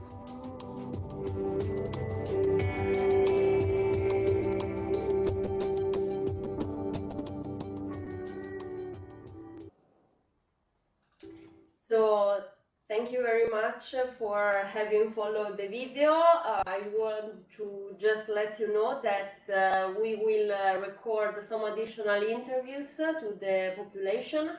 In particular, we will interact with the students that today are following school, and they can give us a different perspective from the ones you have heard. So you have heard the testimony of Antonio Piccoli, for example, that lives at Torricella since forever, so since his life, and he was young when the monuments were restored for the first time, and we'll have the perspective also from the students that today lives in Torricella. So we will have different feedbacks and different points of view on how the population leaves the monument. So keep updating us and following us, because we will publish more information and interviews concerning this topic. So thank you very much. Many thanks. I hope you enjoyed it. Many thanks, Stefania. So we are about to finish. Before finish it, we want to ask you our latest question. Yeah. Because after 3 days talking about Innovaconcrete, we are curious to know. Exactly. We are curious to know, what do you think about Innovaconcrete, what it means to you, and so now Stefania will share the latest question. Yes, you can see in the chat the Mentimeter link. So I'm going to present it. Just a second that I share my screen to see live what are the questions. So mainly the question to you now is to describe Innovaconcrete in one word. So what you have learned from the 3 days school, what impressed you the most, what you suggest as what you think Innovaconcrete has achieved, the results, what you like the most, and anything you would like to say to us. So in one word, what does it mean? So you can start inserting your question and answer, you can start inserting your answer. So to see what you think about it. So anything you want to insert, anything you want to communicate, you can include it. So in one word, how would you describe the project, the activities that have been presented in the last 3 days, anything you would like to share? I will start the countdown in some seconds to give, I would say, 1 minute to answer. Okay, I make the countdown starting.